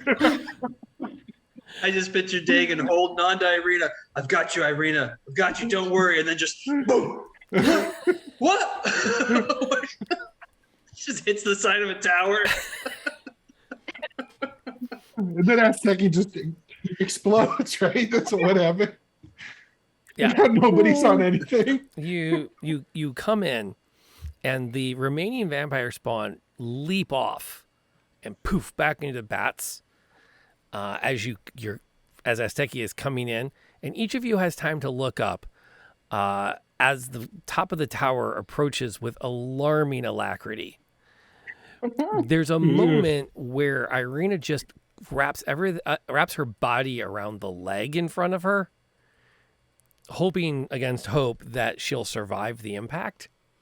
As Teki just forgets to lift his head in the process of landing. It's almost like he was thinking, oh, I'll just land like I normally land when I fall. I'll just land a nice little 3-point stance, and forgets that there's a lot more of him spread out over a longer distance. That doesn't quite work. But he's able to skid to a stop before he slides off the side of the castle. And you find yourself standing on a landing, no small distance above the ground. A staircase leads down into the tower, if memory serves. And you have returned to the Ravenloft. Hey, we It's a made pretty good entrance this time, guys. Just Tokyo drift our dragon onto the roof.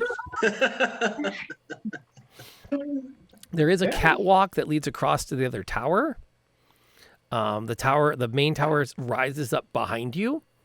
And Azteki is still very much in his dragon form, as you have Are an those opportunity. vampires still there, or They have disappeared oh, okay? into the nethers.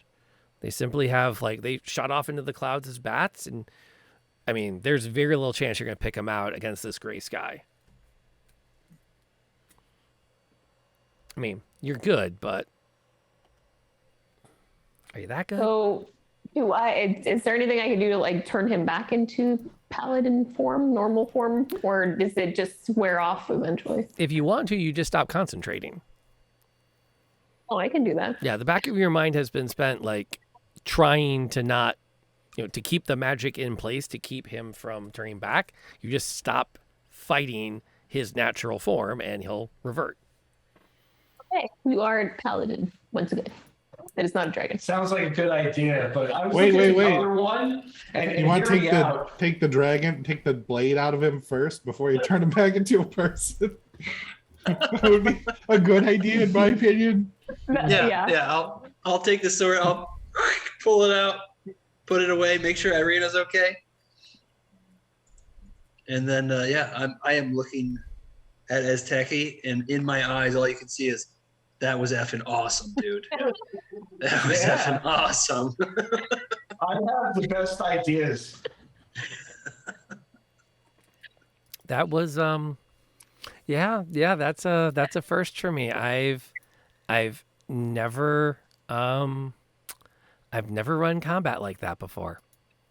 That was a first. Something. It was fun. It was fun. fun. Oh my god, that was stellar. Yeah, that's that's gotta be in like my top 5 D&D moments. It has just bumped somebody else. The simple fact that we were literally just every attack was knocking them off just because of we hadn't decided that. That's just how it worked. Yeah, they were rolling really, really bad strength checks to stay on. And that's what I was kind of defaulting to, is that sense of that, like a concentration save. And they couldn't roll to save their lives half the time. And then I got 2 crits in a row, which that's it. That's all the crits I'll have for the rest of the game. Yes. But super. I'll never crit again, ever. Never again. But they were well-timed crits. Let's be honest. Yes. They were really well-timed crits. So it works out on the margins. So I would not worry about it. He did good. Let's see, spires. I want to have that handy, so I can kind of keep track of what's going on up here. Is Teki like wounded in the leg from that? Not once he comes back. Okay. If I remember right, I know with wild shape, when you change shapes, and you run out of hit points, you just revert back to your base shape. Yeah. Okay. So That's cool. Yeah. Yeah, I'll check. Yeah, no, leg's still there. Good to go. Like it's intact. I was reading up, and so apparently the elder bronze dragon or whatever allows you as the dragon can take, or the dragon can take human form. So it's like you could have kept me polymorph, and I merged it back to my human form, and then Strahd won't even know I'm still a dragon. Oh, Yeah, but like we're not strong enough to do an elder dragon. I know, but that would have been totally cool. that's like Then I'm a dude who's playing a dragon, who's playing another Played a dude. They don't know that I know that you know. but that we're not works. at that level yet. That works up to the moment that Strahd goes counterspell, or worse, he throws a fireball at Samara. Oh, yeah. yay. That's he's no. Well, it's up to you. Yeah, Dagan will just be like, look at the sword, look at his leg, and be like, I knew it was going to work out, right? I mean, I wouldn't just stab you, bro. I would just stab you. I mean, come on, man. Yeah, I mean, I just, I knew that's how it would work out. Yeah, not without reason anyway,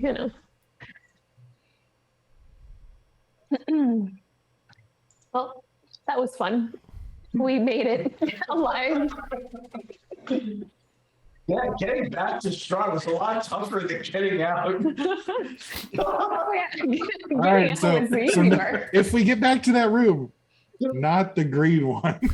Yeah, Yeah, for God's sake, there was the yellow one, right? stay away. Yellow one.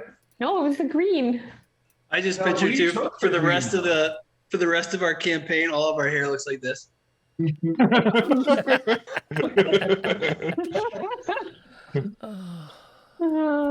Accurate. Whatever I don't you know have what to do. windswept full beard looks like, but So what I would like to know is what you want to do now. There's a staircase that descends down into the castle. There's the bridge across the other tower, or you could do something even more creative, like try to scale down the side of the castle and see where that takes you. We decided against scaling down the castle last time. Yeah, we've already risked falling enough for this section. I mean, I think that we should just go down the safe way, the stairs, but you know. And hold on to the banister. Yes. Slowly. We're going to go slowly. Safety first. Yeah, after that wild ride, we all just instinctually just like white knuckle grip on the rail. Never, there's always one hand on it before you let go of the next. That makes sense. Yeah. That makes sense. Let me check the map so I know where you all are landing here. Don't say landing.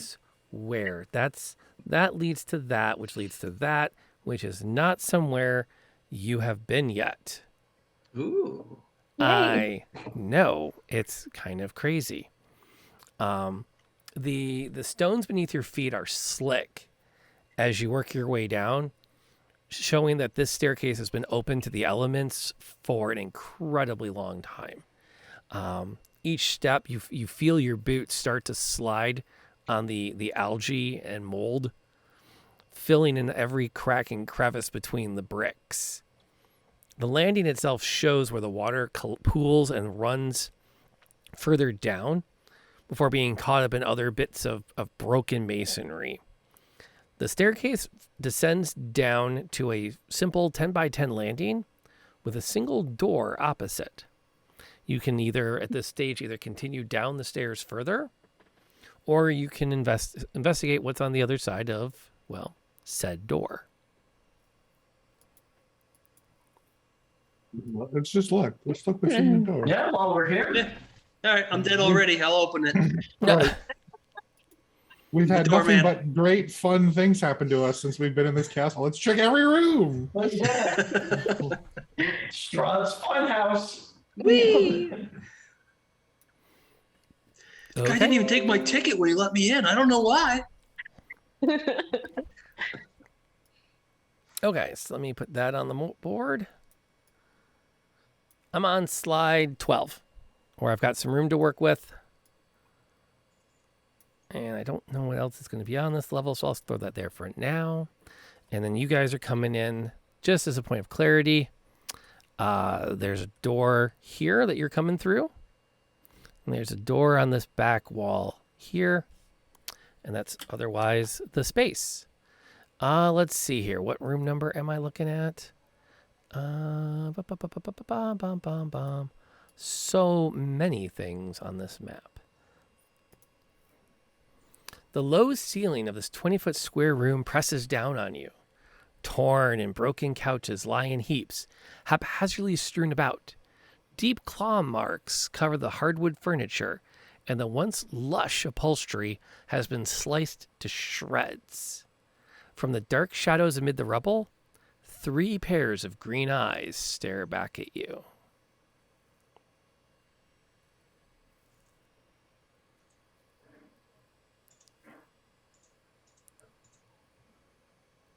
Yeah, no. Yep. Right. I think I have the wrong room. Yep. Sorry, mates. Wrong room. Just close the door.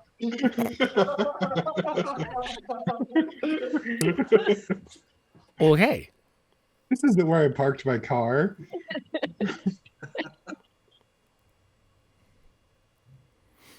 And that's your plan? You're just retreating back from that? I'm not opposed Are to we that, allowed? Sure. You can pull the door shut. I didn't realize a couple of cats would freak you out that much, but Oh, that's a couple too many eyes for a couple of cats. Hey, I don't know what those cats might turn into. Vampires. Exactly. Vampire cats.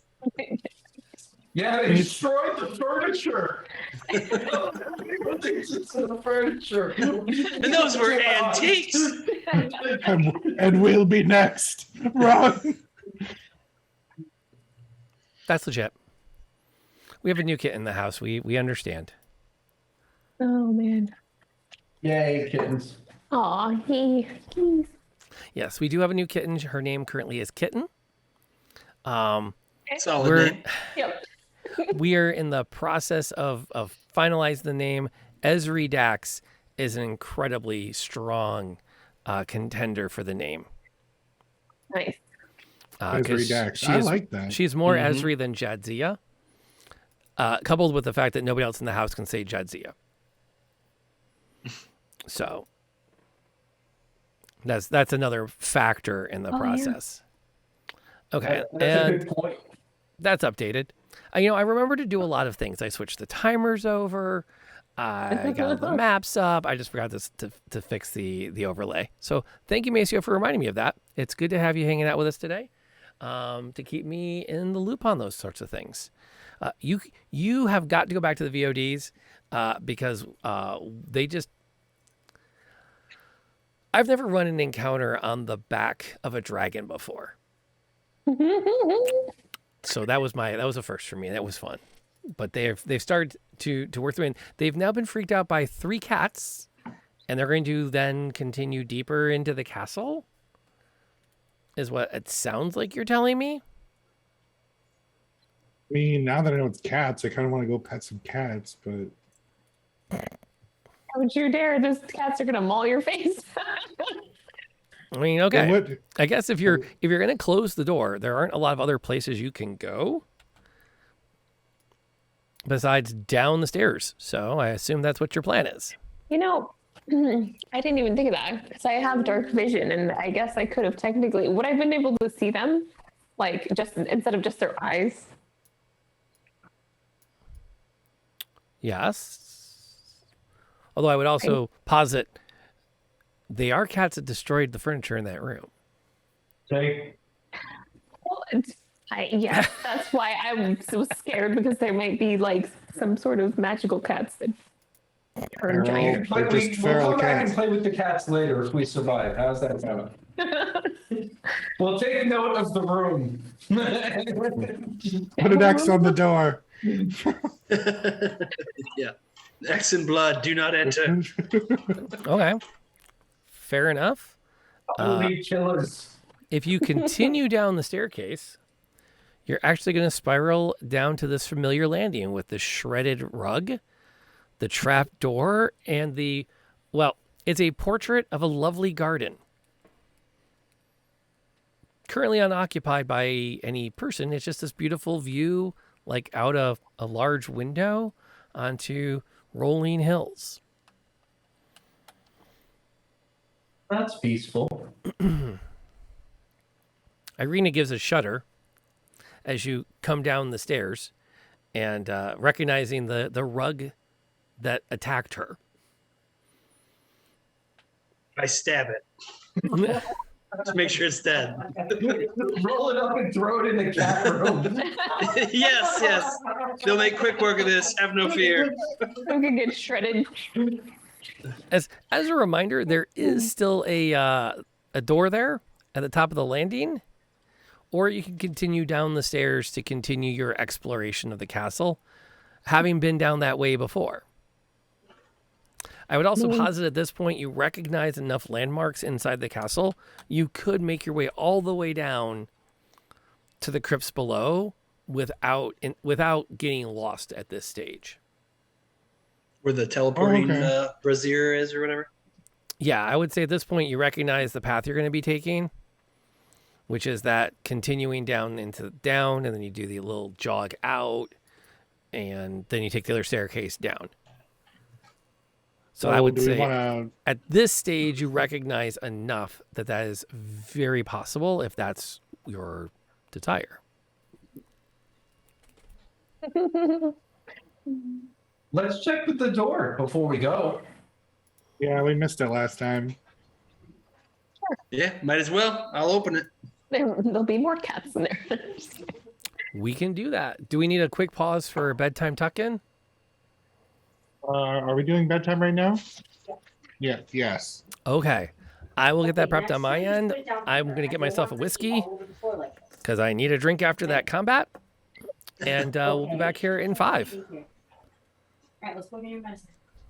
They're legends and they have to fight. That's how How that works. No, or they team up against us. You've had a very fortunate life, haven't I'm heading that way. I'll tackle Oh, her she ass already has again. the potion. She already has the potion. No, she just handed you the book. And as soon as your hands touched it, she let go and run. She's not going to take the potion? She's got bigger fish to fry. Like, gain her ass out of there. You shot her. I'm trying to unshoot her to the best of my abilities. It seemed like a good idea. Maybe re-roll. Yeah, re-roll it. Re-roll it. The birds Yeah, are yeah, important. yeah, yeah. We Everyone's we in screwed on the these- reroll. I screwed these birds up earlier. We need Come a on. high roll. We got this. Yeah. Let's do this. Oh no. Oh my. So, Every time! I'm the bard that Amazing. does not want to be a. I'm really bad at being a bard. that is amazing. Worst bard ever. Yikes. Yes. The good news is, after this adventure, you can start taking levels of anything else. Anything else? What the hell? Guys, why am I? I legit have been screaming this entire time. So you know what? What is the health of You're everybody also right now? full health. You want to like come All right, back and join everyone's the battle? full health. Like, no, we're not. The rest All of right. us are like highly injured. You're on Yeah, the we're outside all full hurting health. You pretty wanna, bad. like, The help out a jam little board bit? says that everybody's. Oh, Oh, refresh. Refresh Never mind. that. Yeah. Like Yeah. Ember's alive because I just healed for 12. Show us that 12 out of 41. You You're were like literally farting seeing around full on the health outside of this the circle. entire Like, time, come weren't you, join Anson? me. I'm full health. Y'all. Shadows I'm having didn't picnic have a over spot on the jam of the thing, and I was just like, oh, I don't know. And you'd be all sitting around. All of a sudden, you hear this bear roar in the distance and a bang. And this old hunter in like late 1800s, early 1900s clothes would come out with a lantern, look at everybody, and then take off down the trail. Well, if you follow him, he leads you to this bonfire where the first thing out of his mouth is, I don't know what's up with all you city slickers. I wouldn't be following no strange guy with a gun out to a bonfire, but since you're here. And over the course of the evening, spirits from the history of the park land come and talk to you about how they got, what their lives were like before they died. Which was, oh, hey, Floofy, which was really neat. They had a Native American girl who was part of the new.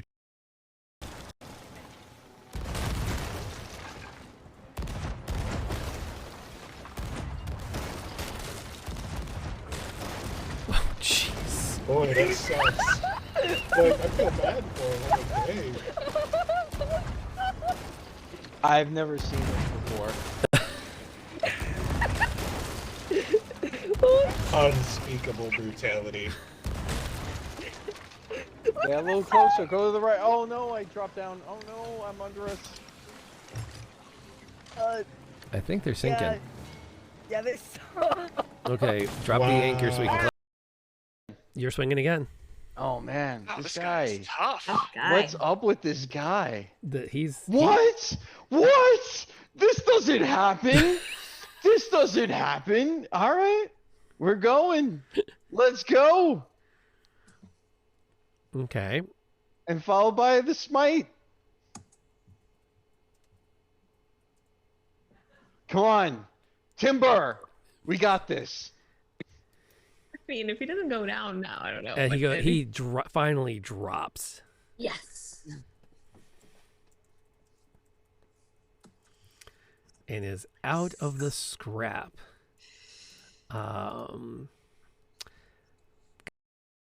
Way. Yeah, that's kind of where I'm going. Like, do we think it's gonna follow us? Yeah, can I'm we sure it will. outrun it? Yeah, I was gonna say, can we outrun it, or is it like something that's just gonna follow us no matter where we go? I don't think we can outrun it. I mean, it's not going to come any closer for a bit. Yeah, I agree. I think we're gonna have to fight Well, it. we out. could take shelter in the smoldering ruins, right? Because I don't know if that's gonna help. We It's don't probably know just- what's in the smoldering ruins. Well, it couldn't be any worse than this. We could Oh come yes, across- it could. We could come across like another giant creature, and then we're fighting two at the same time. And then But it's it terrible. could be like Godzilla versus King Kong. So if we run into something even nastier, maybe it won't want to eat us. It'll go after the other thing because they're legends and they have to fight. That's how that works. No, or they team up against us. You've had a very fortunate life, haven't you? So V squared is 3520. Let me get my phone unlocked. And then get it back into that calculator. Okay, now I can take the square root of it. So she's hitting that bale of hay at 60 feet per second. Now, a quick Google search will tell you, if I take that as the conversion, you remember your first battle. Stare him down like a hound. Indeed. And you remember every face. It still haunts you. And as you lock eyes, you realize he is your friend. He is the master of this domain, and it is your place to serve him. But I'm against being charmed. Yep. Is that not? That's why you rolled twice. You son of a biscuit.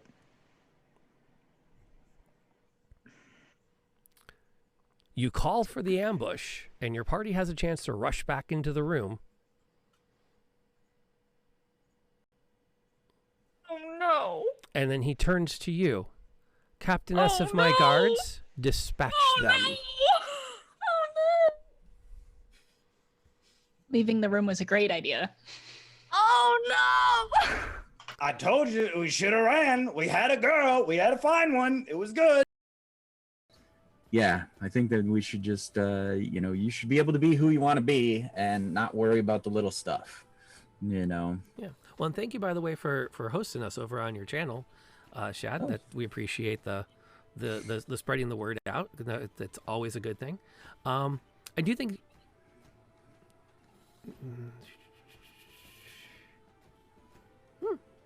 Okay, that's an interesting point there. Appropriating Egyptian culture as much. Yeah, there's something to be said there. I think though, when you say the game is escapism and not representation, I'm not sure how much I agree with you on that. And here's part of it. Not everybody, I think, has to come to an RPG to escape as much as they want to create. And sometimes, Grave can probably speak more to this than I can, but sometimes it's that exploring ourselves. Oh no, that whole love interest thing. That's right. Oh, I forgot. I almost killed him. I'm gonna go. Common, Mother Clucker, do you speak it?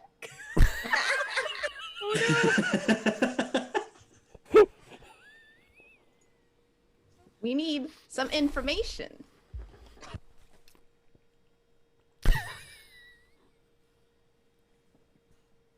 I'm not sorry about It out, and we're hoping to have him back sailing with us in the. And we're back, and I do need at some point, because I realized it looped through those clips. It looped back a clip, because it randomly grabs stuff off of my clips list, and but only from the last 30 days, 60 days. I don't know.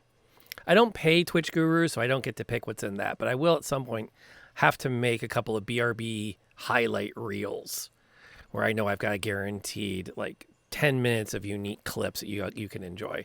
Because I've had some amazing moments on this channel, at least half of which involve RJ. Oh, I think one of my highest watched videos on YouTube is well, maybe we should run away. It can't be much worse. It's a legitimate strategy. Oh, yes, indeed. And as we come back from the break, I do want to mention that Wednesday night this week, we are not playing Valley of Plenty. I'm making them wait another week to deal with the cliffhanger there because unless I'm surprised, we're having a session 0 with my conversions group. So that's the group that's on Kickstarter. Cool. We have a week left in the Kickstarter. I am going to be adding some more add-ons for people that want them, and I'm upgrading a couple of the sponsor levels to include the add-on already. Because I still can't believe we passed 300% funded this weekend. Oh, congratulations! I honestly did not expect that kind of generosity from the community. And I'm torn somewhere between wanting to spend the money on bells and whistles for the stream and just paying it back to my players in that honorarium, which is why I initially thought I want to do this as a Kickstarter so I can kind of, say thank you for the time and commitment everyone's making. But then it's like, but we can do lots of fun stuff. And while we were on break, I got an email from a woman I'm working with to provide the theme music. And she actually may also join us on the stream Wednesday night to talk about some of the things she's working on for the theme song. Very cool. So that is cool. Yeah, I'm really geeked about how that may or may not play out. I'm cautiously optimistic as to how that evening's going to go down. So, and Molly's already pitched me her character idea. So she basically wrote a campaign for me in her character. And I'm already. Here's my 17-page backstory. Oh no! It was about a 3-line backstory, and I went, "Oh, I know how to use that now. Thank you." That's its own plot line. So that's not a side quest. That's the alternate main quest that they're going to be exploring. So, and then hopefully this week I'll get the graphics for this group because our due date is the 15th. So our artist should be wrapping up relatively soon. And so no matter what happens with the end of the Curse of Strahd campaign, whatever happens to these characters as they keep going, I will definitely be commemorating the last 12 months with all kinds of fun places to put those pictures. So I think there's going to be a lot of fun to that. I particularly am looking forward to having Asteki and Samara side by side on a water bottle. I'm not going to lie. And to answer that quick question from chat, I do not trust myself enough to do homebrew classes. The closest to homebrewing I did was I took the Paladin of Ravenkind oath from another source and I copied it into D&D Beyond. And that's like as much as I like to touch homebrew stuff. I've seen homebrew break games way too often. So what was the decision? We were going through the door at this landing where the portrait and the carpet are, correct? Yeah. Well, we're going to Scooby-Doo peek. We're going to Scooby-Doo peek. And if the thing on the other side of the door is not cricket with a Scooby-Doo peek, we are going to deal with the aftermath of that decision. That's what we do. Is that the measure of it? Yeah. We're committing. We should be called the garbage men because we're always cleaning up after messes. I mean, there are messes, but yeah, we make the mess and then we clean it up, right? Or leave it with the promise of not eating people. Yes. Okay. So there's the room you get. I think that's lined up correctly. Pink, let me zoom it in a bit so we can get a better view of the layout of the room. If I can find it again. There it is. Man, Strahd loves sitting rooms. He does. What are you supposed to do in a castle this size, right? You're gonna be tired going up and down all these stairs. Yeah. You're just gonna have to take a break. Just went up 4 flights of stairs. Gotta sit down and have a coffee. Sitting room 15A right here. I love this one. This is where I keep my diary in 15A, you know. Like 15A is very special to me. Okay. So let's see. Where is it? That is room, that number. And please tell me it's 15A. It is not 15A, unfortunately. It is not 15A. As thunder shakes the tower, heavy beams groan under the weight of the ceiling. 3 ornate lanterns hang by chains from these beams, each casting a dim glow. The curved west wall is fitted with 3 windows of leaded glass and steel latticework. A bookcase sits on the east wall between the 2 doors. Plush, overstuffed chairs and couches are placed about the room. The fabric has faded with age, and the patterns it depicts are nearly gone. Lounging on one couch is a handsome young man whose attire, while elegant, is worn and faded.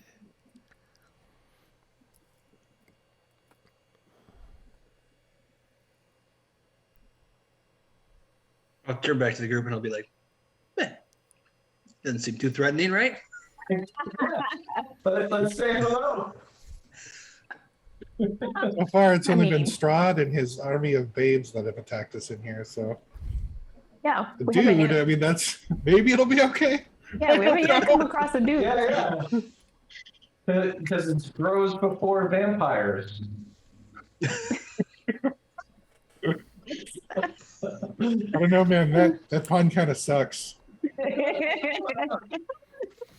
Since when is it? Never mind. Vamps before tramps.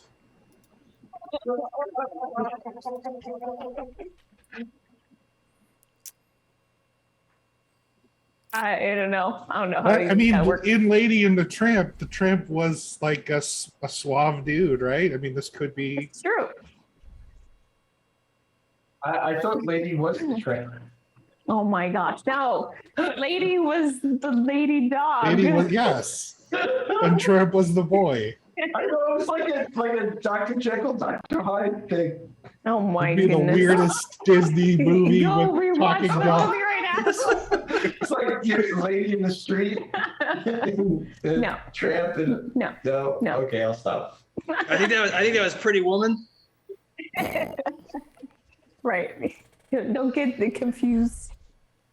Everything's just merging together in one. I know that feeling. You just have one memory now. No, I would actually go watch that movie if it was like a Disney movie that was a redo of Pretty Woman, but they were all dogs. I would totally watch that. I don't know why. It sounds legit. You're just adopting them from the pound or something? Like, yeah.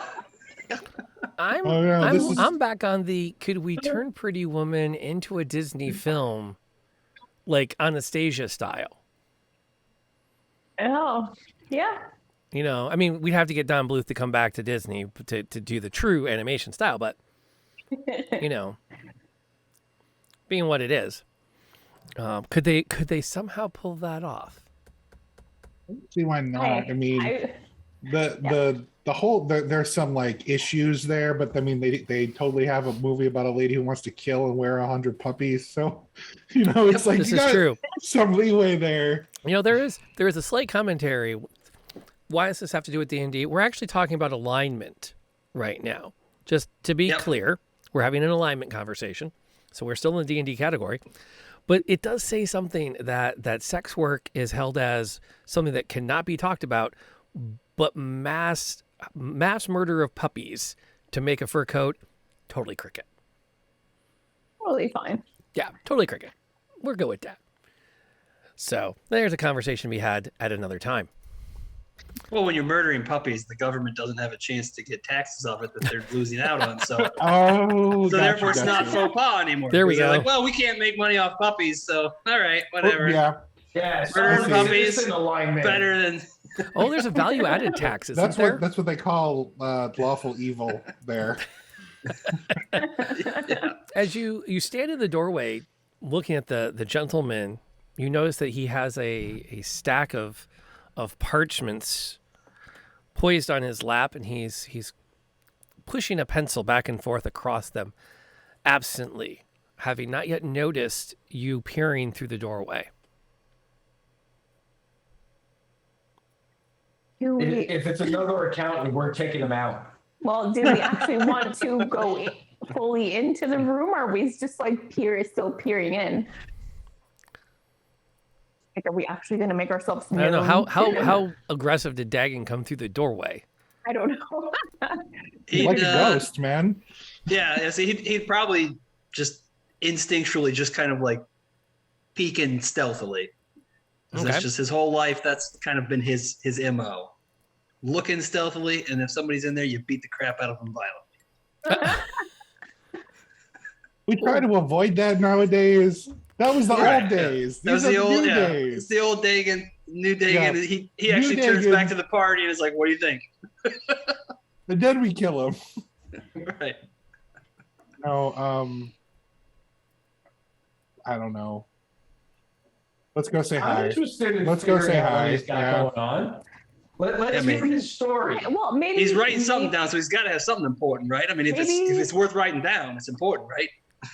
Maybe he knows something that can help us get to where we need to go. I don't know. Or we can listen to his monologue. Yes.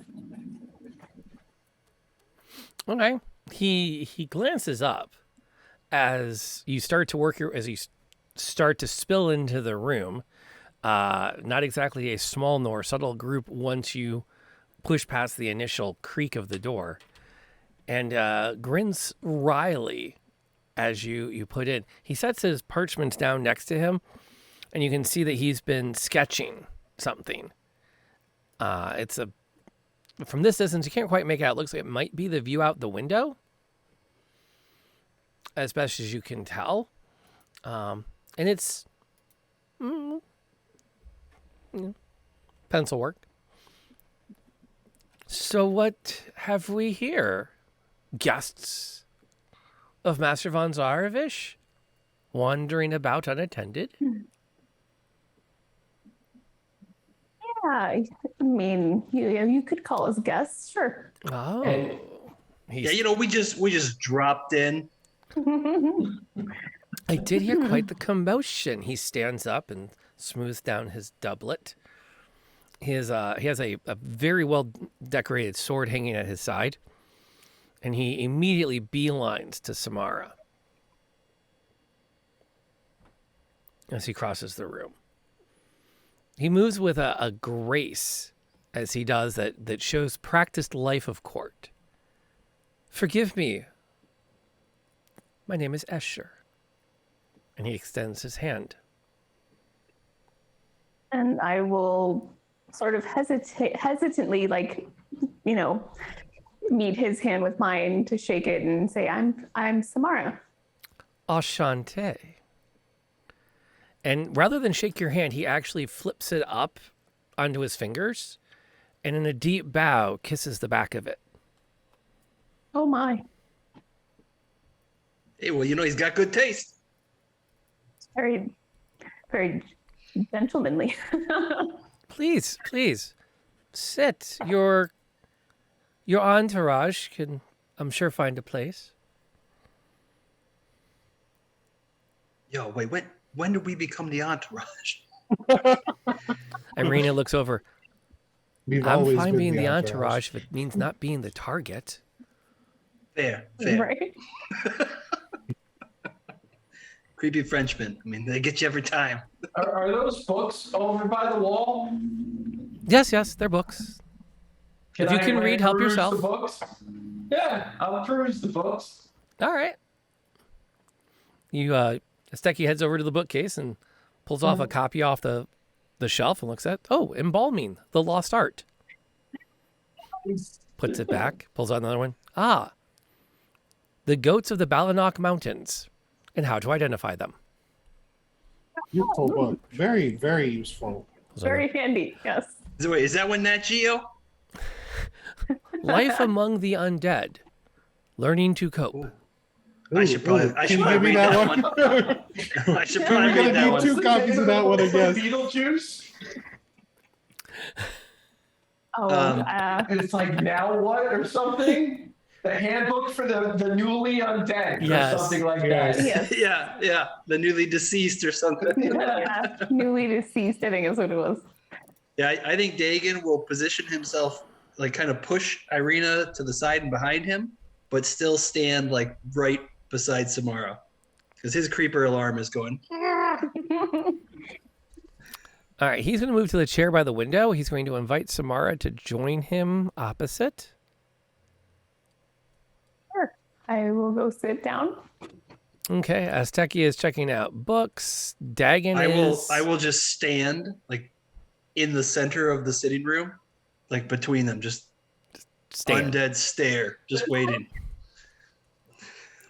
I don't think I'm ever gonna get used to this, man. I don't think I'm ever gonna get used to this. Yeah. A fly lands on his eye and just walks across it and takes off. No blinking. Yeah. Blinking is for the living. Okay, so Irina and Arabelle are going to kind of hover over there. Irina will stand behind Arabelle, who has taken out one of her cards from her tarot deck and is just dancing it across her fingers. Kind of as a nervous habit. And Escher, as you said, tell me, how does one of your stature find themselves in this particular dark and foreboding castle? Well, surely you haven't run afoul of the master. Not intentionally, but we were invited, to come to dinner originally, so. Oh. I see. He does that so much now. Was it you in particular he was interested? I wouldn't blame him if it was. I mean, not me in particular, but... Oh, then let's talk about who it was. And he folds his legs over and he leans on the table and takes in the group. Now, let me guess. Not the short furry one. Not the large, brooding, unblinking one. Was he unblinking when he got here? Much. So maybe it was him. Now, don't tell me yet. You in the back with the book. Could you just to the right, please? Could you just one time around? Oh, thanks, Ben. Thank you. Yes, indeed. It's very difficult to tell. The beard is just not him. Have you told him that? You've told him that, I'm quite sure. And then he has his own style. He does. Such a polite way to put it. I'll have to remember that. He turns and he spots Irina. And there's a pause where he locks eyes with her. Not the one in the back. Now the little one, ooh. The master does have a taste for veal. That's my guess. She was the one that he invited, wasn't it? The little one with the playing cards and the dirty look. I mean, she definitely is of interest for sure. Oh, and so she is the entree, to which the rest of you are entourage. Yes, that is it. Oh, fascinating. And he actually pops up out of the chair and strides over to the cushion, collects his papers and comes back and shuffles them so a fresh page is back on top and begins sliding the charcoal pencil across it as you talk. So what about her has the master's attention? No. I'm listening to the Lady Samara. Well, I mean, she does have hidden talents, let's say. Oh, we're friends now. Don't hold back on me.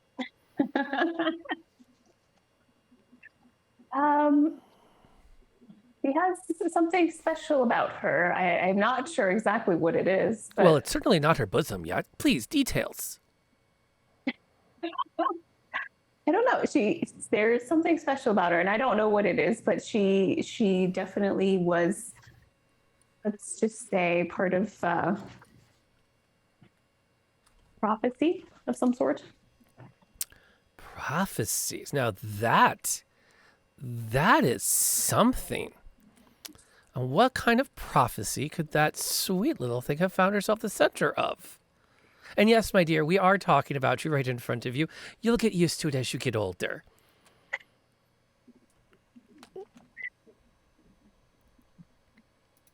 Well, Dagon's gonna say she's a lady in her own right. You should show some respect. She's a child.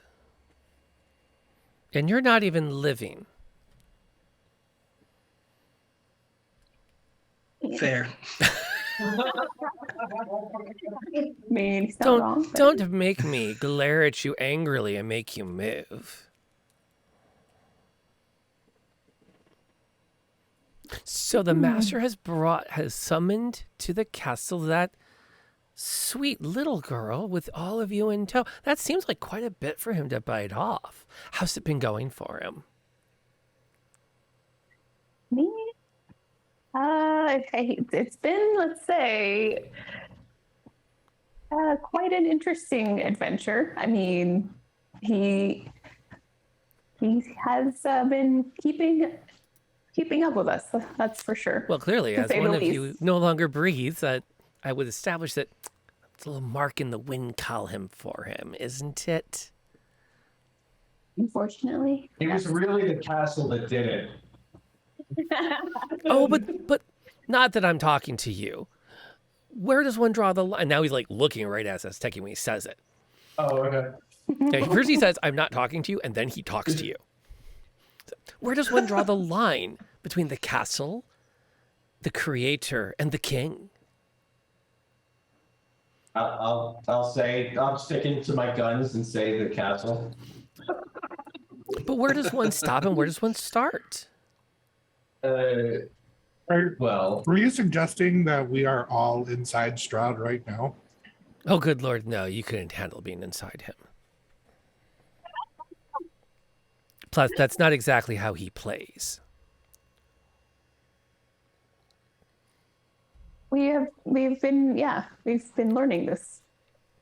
Although, to be honest, if I look at your friend here, the one that doesn't breathe, not the one that desperately needs a shave, I could see that in life he may have attracted.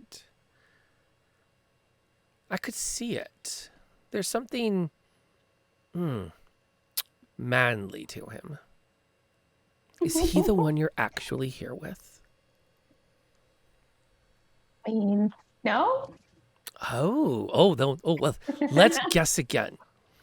He scans over, locks eyes with Irina for a moment, and then you can see like almost a conversation between them could have passed before he flits down to Arabelle with his vision. It's clearly not the child. You, my dear, I believe have some sense of propriety. And you said it's not this gentleman, the bowler. Oh, now this is a delicious one. You were very kind and protective of the man desperately in need of a shave. And then the one that well, a shave I don't think would help. They grow back so fast. It's the man in desperate need of a shave, isn't it? I mean, you have a good eye there, sir. Oh, all right. Tell it to me straight. Dagon's gonna be like, "Whoa, wait a minute. Well, you got a thing for Azteki? Well, we were married in a past life." That's true. We did have that. It wasn't awkward at all. No, not at all.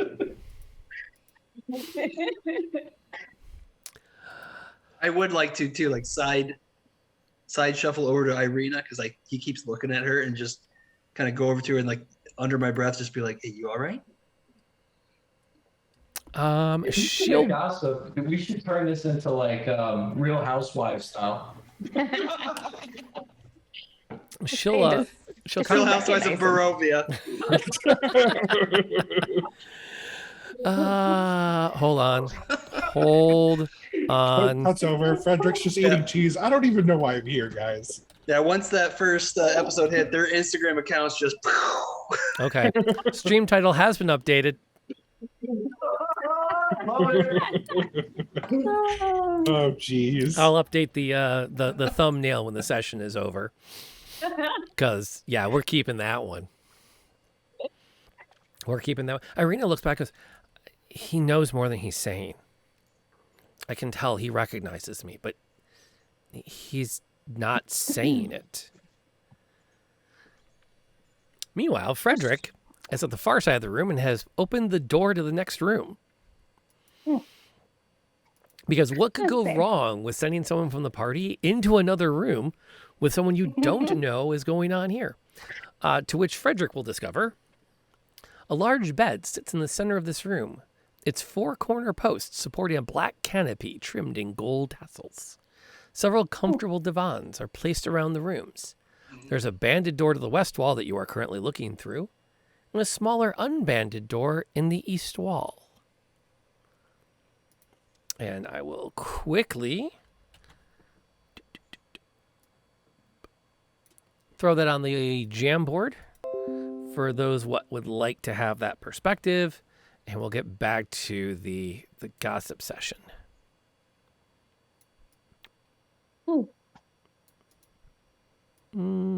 Close enough for government work. By the way, I did not make these maps. I did buy them off, I think, the DM's Guild, I think, had them, and they were worth every penny I paid because they're gorgeous.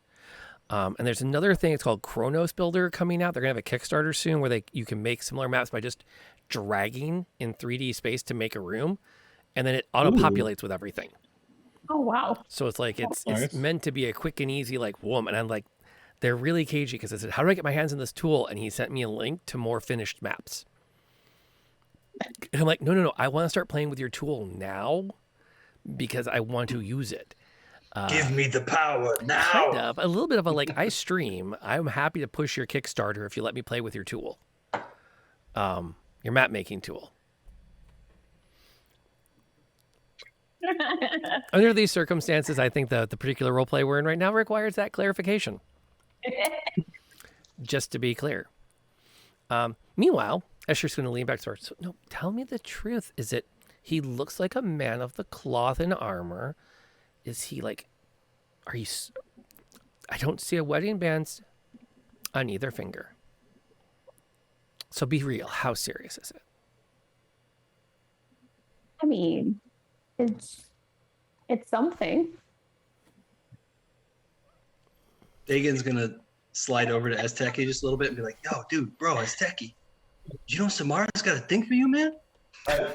No idea. I was over here reading books. This is news to me. Yeah. Well, you might just write that one down, yo. Yeah, no. I'm going to write down and, check one. Like, do you like me? Yes or no? Yes or no? To that end, he did. You'll be my date to the Strahd prom. Strahd prom. Ooh, that's a I'm scary trying thought. to throw off the gossip queen. Like. All right, well, take control of the conversation. Ask him about his shoes. Oh, me your shoes. These are very nice buckles. Yeah, yes. Why would I would? Is that Victorian French era? Now, for the record, Knebula, Escher just pulled a 17 insight check. So if Samara is fibbing, you need to either message me or say it out loud. Mean about which thing? Anything. This is like middle school all over again. If you're lying, you have to tell me. Technically, at this point, yes. I mean, don't you wish you had insight in middle school? Yeah. No, I don't. Truth or whatever I write. Well, would you really want to have insight in middle school, though? All right, that's legit. Like, just let the magic terribleness happen and be done with it. But yeah, so I mean about Arabelle, yeah, obviously I'm lying, but about Asteki, no. Okay. Fair enough. Fair enough. Oh, this is delicious. You know, let's be fair. If the little girl is, I'm sorry that we're talking about you in front of you. Get used to it. If she is really who Strahd is after, and you two aren't, maybe you should just, stay here. We can give him a makeover, clean him up a bit, get rid of all that stuff. Trust me, he'd be far more kissable without it. I mean, I'm kind of a fan of the scruff, I suppose. But your features are so delicate, don't they? Chafe. But still, if you two stay here, I can, keep quiet that you're staying with me. We can let the entourage take the little one deeper into the castle and get themselves murdered. Well, I mean, that is a very kind and generous offer of you, but we are. Yeah, but we get murdered, we're getting murdered together. But we are, Damn right. are kind of like, we Oh, are kind friendship. of like family at this point. It would be such a shame, though. I mean, you're not wed yet. And I'd like to think that if he's taken some holy orders, he's probably more than once said that he's saving himself for after the ceremony. And you really should. Life is short. I mean, it doesn't have to be. But for most people, it is. This is true. And well, speaking of which, just how long have you been here in Strahd's castle? Oh, a bit. Yeah, wait, are you a vampire, bro? Oh, don't talk about such things. Please, this is a civil conversation. And what exactly do you do here? Are you just a guest of Strahd's? What is it that you are here for? I would love to see Samara roll me a persuasion check. Who's your daddy and what does he do? I'm not on stream. I'm not doing that line. I know the line I want to do, but I'm not doing it on stream. And I'll just say, I'm not doing the line that I won't do on stream. And you all know the line. I do. You all know the line. I got a terrible headache. Not that line. Oh. Escher kind of watches as you talk, and well, as you can see, my fashion's not exactly current. So I have been around a bit. Unfortunately, it just seems that Master von Zarovich is on to a new project after the next, and the next, and the next. Fortunately, he doesn't bother me up here. Although, sometimes, guests will find their way into my bedroom, where they end up crashing until other minions deal with them, and I'm stuck out here. Which, as far as cages go, this is at least a well-gilded one. And far better than any fate below, where the other has-beens find themselves. And by other has-beens, what do you mean by that? Who are these has-beens? You don't think for a moment that girl over there, not the little one, the tall one, is the first woman Strahd's tried to court? Oh no, we've heard of many. And it just seems that once he's done courting, they find themselves placed somewhere for safekeeping. A particular fate I would like to avoid. Oh, wait, are you jealous? Of course not. I have no delusions over what assets I offer into a relationship. I wouldn't dare believe I could compete. At least, not directly.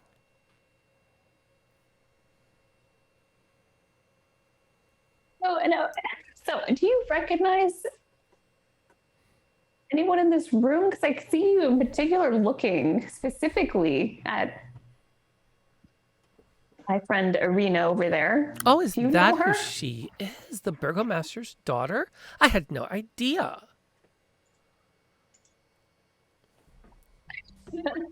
He, by the way, he's totally lying through his teeth. Yeah, no, I would have looked Of course, suspiciously of course at he him. is. Yeah, no insight check there necessary. No,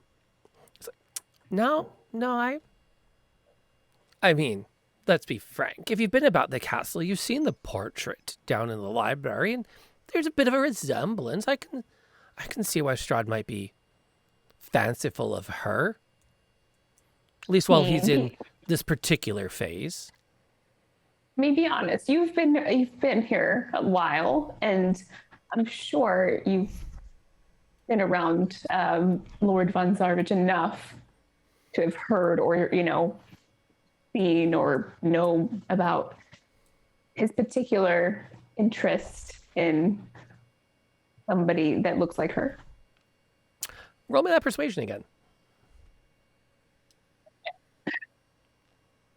How much does he like you?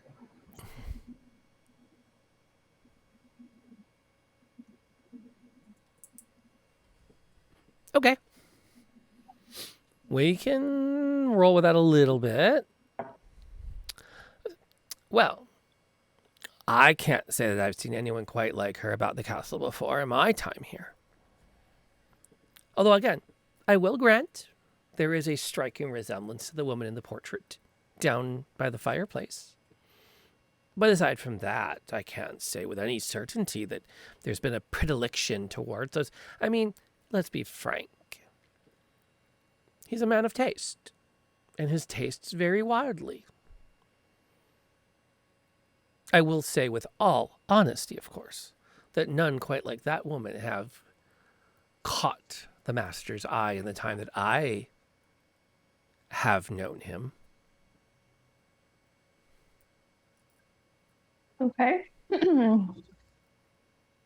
Who's the woman in the portrait? Can't say. From before my time. I'm not that old.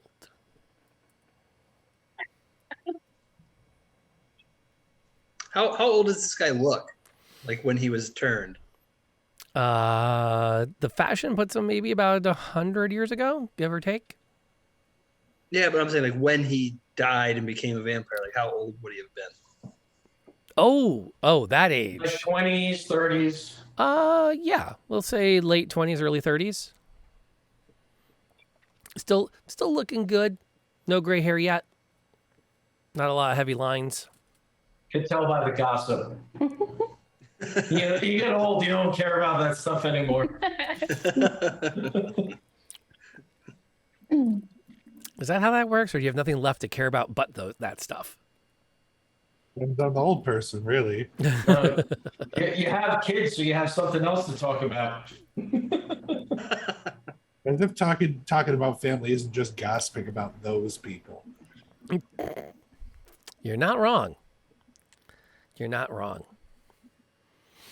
Escher finishes the sketch he's working on, and he kind of slides a few papers back over it. No, really though, you and Mr. Beard should stay for a bit, or you at least. You are far too fine a creature to find yourself down in the crypts or some other dismal part of this castle. It'd break my heart to come across you with looking more like him. And I have a fragile heart. You don't want to see it broken, do you?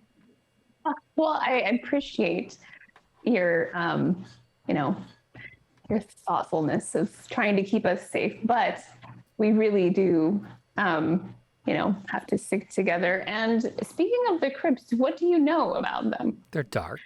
They smell. That's where dead bodies go. Sounds like a good place for me. Indeed.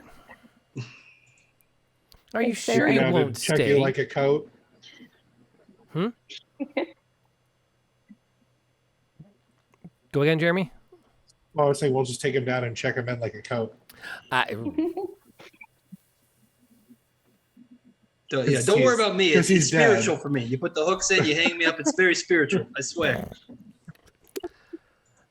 Yeah, they just coach you over to the back, and then we come back with the number, and he just swings back up. It's like the dry cleaner. Looks great, thanks guys. Tips them $5. Walk out. It was a good little chat, but I think we need to be on our way. Oh, please. If we see any cool threads, we'll grab them for you, maybe bring it back. You look like you could go for a refresher. Oh gosh, no. This is my finest suit.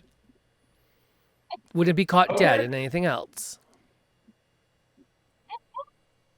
Keep it classic. Now, are you sure you don't want to stay, my dear Samara? I assure you, I can give the bearded one a run. Yeah, no, I'm sure. We actually have important business that we need to take care of. No. Well, then I'll be seeing you again soon. Maybe I'll be lucky and you won't smell of death next time you come across my door. That's not fun. We'll see. I doubt it, but. Oh, I'll be dead, all right. I'll be dead the next time I see you. I said, that was unkind. Good day, sir. Which way are you all flouncing out of the room? You see anything over there, Jeremy? What do you got over there, Freddie? Is there an exit from that bedroom? Just a or is that like bedroom. a dead end? Yeah, is there another door outside? There is a door We're just out. gonna all funnel through his room. All right, we're gonna take out through your room, buddy. Sorry, yeah. It's probably the commode. This way, we will just go. No, technically we do. We know that staircase in the room with the rug. We know. Yeah, we know where that goes. We know where that goes. We don't know where the other door goes. I thought we did want to go to the catacombs, though. Yeah, we do. I mean, We got down there and they're like, oh, there's a bunch of freaking zombies in here. Dang it. Dang it. We'll just What did we expect? Turn undead and run away. Yeah, it's like.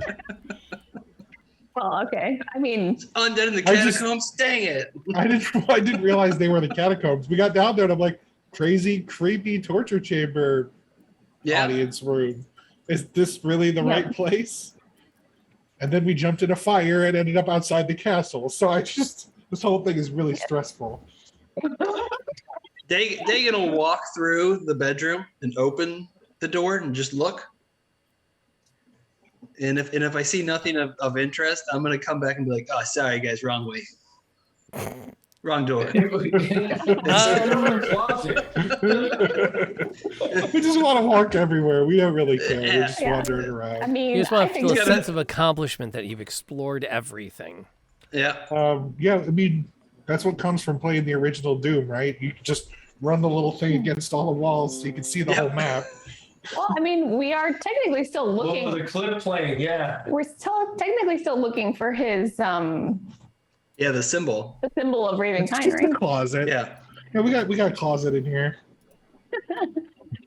Hey, who knows what this guy might have in his closet? Fancy clothes. I mean, it would probably be the same suit, right? Because he tends to like that. I'd rather you not go in there, he calls as he watches Dagon just stride across the room. But the small wood-paneled room reeks of mildew. Has a 10-foot-high ceiling. Iron hooks line the walls, and a dusty black cloak hangs from one hook in the center of the south wall. The nice cloak? It's not very... No. No. I know you like cloaks. You can't have this one. I do. No, I like top hats and cloaks. I used to be a magician in a past life. Yeah. Right. Well, actually, it smells you used to weird be a and- bouncer in the last one. well, right. Okay, sorry. Right. Yeah. So before that, though, you were My last life. I was a 4-H fair magician. So please, if you are going to go looking for death, the door was this way. I do wish you would stay. He actually saunters up next to Asteki as Dagon's walking through there. You do need to make an honest woman of her, you know. I just found out this news like 90 seconds ago. So I need a little time to process these emotions that I'm feeling. You know, you can be kind of aggressive, and I'm just saying I just need a little space. And I'm just saying life is short. Mhm. You should enjoy the pleasures of the flesh while it's flesh. I mean, Megan's gonna side up to Freddy and be like, classic hard to get, works every time, bro. Oh, I enjoyed this conversation. Everybody ready? Let's roll out. I feel incredibly awkward right now. Let's please leave this room as fast as possible. you all start to leave, and you filter out onto the landing. And I'm assuming you're going to start back down the stairs? Yeah. Arabelle. Yeah, we wanted to throw the green gem in the fire, right? That's what we wanted to do. Arabelle pauses before she does. Wait, there is something I must do still. Wait here, please. Okay. She turns around. She throws open the door. A series of cards up in her hand and blasts them into the room. Then she slams the door and starts to put a frost bolt onto the door to hold it shut. Now we should run. What did you do? He should not have talked about me in front of me. That was rude. But Accurate. We should hustle down these stairs. And you hear this. I love Arabelle. You hear like pounding on the door. Did you put those 3 cats in there? And then you head down the stairs. Yeah, I will fist bump her for sure, out of pure respect. Yeah, that was amazing. It was worth the spell slots. We'll make a few notes over here. Check. Yeah, somebody needs to call the authorities and check on him. He doesn't sound like he should be within 300 feet of a school. No. Now let's be fair. Or a retirement home. Let's be fair. That's how bad it is. Let's not get too judgy. I mean, okay. He said that Arabelle was far too young for him. Right. Acknowledged she was far too young for Samara. He did comment that Strahd might not be so picky. And he was trying to play matchmaker. I'd say compared to your usual people you've bumped into, he was quite nice. Yeah, but he still made us want to flee the room as fast as possible. Yeah, faster than any other room. I don't know, the cats, we were like out. We were like, no. You're No. trying to touch my feelings, and I can't help it. He's attacking my feelings. Run, he's attacking my feelings. I wish I had DR3 to my feelings. I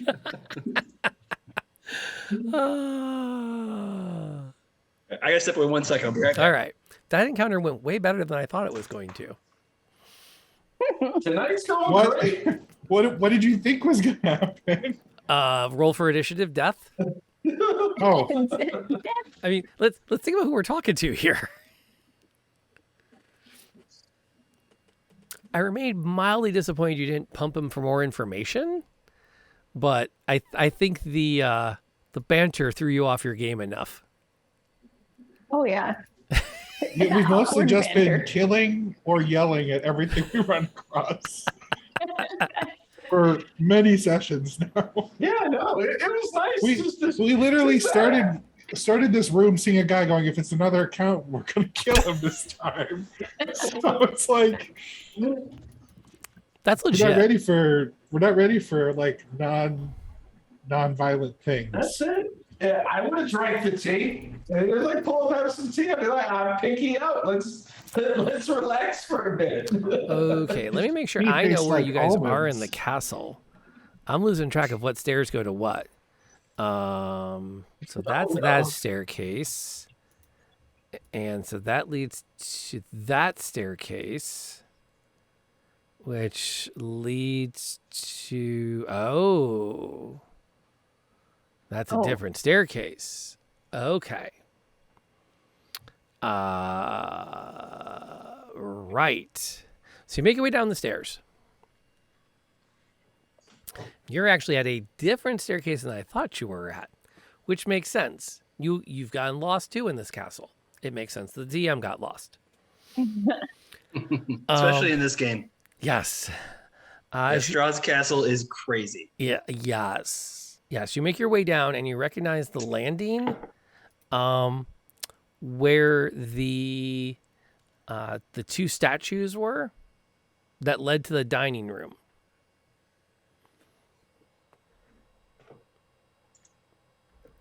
I don't remember it all. The same floor as the library. Okay. The library. I don't know where that is. What page is that, you think? If you want to see the original map, that is page not 12, 13. Oh, the next page. Okay. Yep, and you realize now you're coming down this staircase. Oh. All right. So to get down to where we were, I think it was down the big staircase in the middle here. Yeah, I think that's right. Yeah, this staircase. No, you actually haven't gone out to that staircase yet. Nope, you have not tried to go down that staircase. To get to the crypts, you went down this staircase, and that. This staircase right here was the one that took you down to the crypts. Oh, that's right. Yeah, it was one of these weird closet ones. The one with all the statues. Yep. Yeah, so that's where you can pick it up. You go here, you go here, you go down that staircase. That should get you back down into the crypts where you left off. If the castle's the same as it was last time we were here. Yes, assuming the castle doesn't change every time somebody comes into it. That would be crazy. That's some Matrix stuff. It would be Hogwarts stuff, like changing. Yeah, I mean that's. Where's the Hogwarts Matrix crossover? I always thought that was crazy in Harry Potter, where they're like, "Oh, there's a curfew. Everyone in their dormitories by this time, but everything changes." So how can you hold me accountable then? Like what? Yeah, what if the staircase is not going to the dormitory? Well, because you don't go to detention, you just get beat up by ghosts or whatever is happening that night. It's its own lesson. Basilisk, right, who knows? exactly. Just remember, some schools have a sick room. Hogwarts has a hospital wing. just put that out there. Put that out there. I mean, yay, my daughter's going to go study at Hogwarts and be a witch. Downside, she might not come home. Is that a downside, though? Yes. Yes, at that point, we will have spent 11 years on one. I don't want to start over. Right. It's a bad investment if they don't bring it back. Okay, point of clarity. Are you going to cut across that staircase and return to the brazier room? Or do you want to continue down the stairs to where the trap was and try and navigate across that space? Or go all the way down to the bottom of the stairs? So we avoid the part where we lost Dagon. Not go there again. Those are your three choices. Back down to the brazier room by cutting across through the library, all the way to the bottom of the staircase that you haven't finished, or finally try to cross that room with the trap that killed Dagon and see what's on the other side of the door.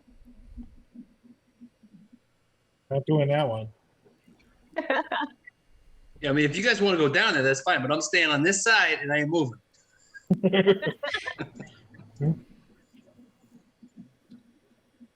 I'm down for either picking up where we left off last week or checking out the other staircase if we want to see something new. Like if the idea is we want to go check out Strahd tonight, or if we want to just do the staircase and then take the teleporter next week. Well, we don't want to take the teleporter right now. We want to find the rest of the dragon. right? Well, the heart. And that would probably be. The heart or. You're carrying the heart. Oh, Not the heart. Yeah. yes, the head. Right. Okay. Yes. Well.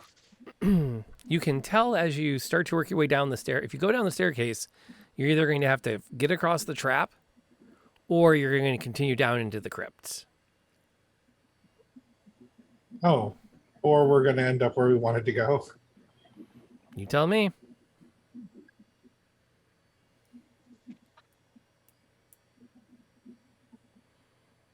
Where do you want to be? I'm fine with whatever. Yeah, that's right. We got to go find the crypt keeper. Yeah. He should know where the dragon's skull is, or make us watch like a creepy movie or something. I don't know how that goes.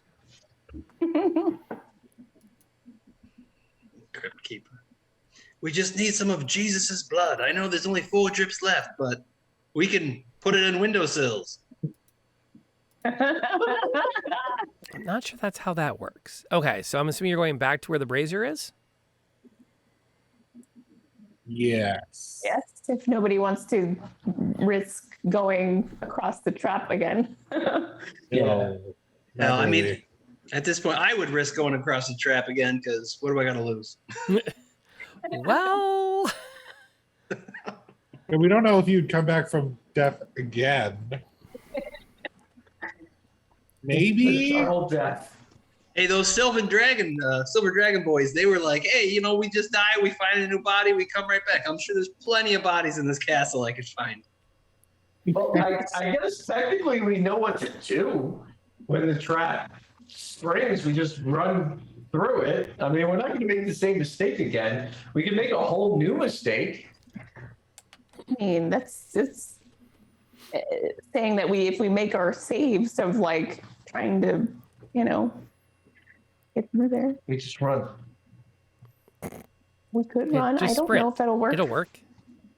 Or just Sure. like look at where you stepped last time and try not to step there this time. So is that the plan? No, I just want to go straight down to the crypt. Good night. I'm down with that plan. Yeah, we can go back to where the brazier was. Yeah, we can try that trap room later and die. Okay. Oh, It'll be there. On another death. Okay. Yeah, it'll be there. So brazier room or trap room? Razor. I think Yeah. Brazier Room. Okay. Cool beans. We got an answer. God, that was work. Okay, so I got that up on the board now. You come down the stairs. So you cut across the library, head down the spiral staircase, take it straight down through the heart of the tower of the castle, and come out the door into the room with the brazier that you've been in before. Nothing has changed since your last visit. There still are 3 doors in the north wall, and we're on Jamboard number 14. You can still see the poem. And what's your plan for me? You know the south door leads out onto that balcony over the torture chamber with an unknown number of zombies. Yep. What next? All right. So, it's been a couple of almost episodes, maybe. I don't remember when I got this thing, but I have the little thingy. What's it called? I have the icon of Ravenloft, Yes. right? Mm-hmm. And with this, I can ask a question or something. How does this mechanic work?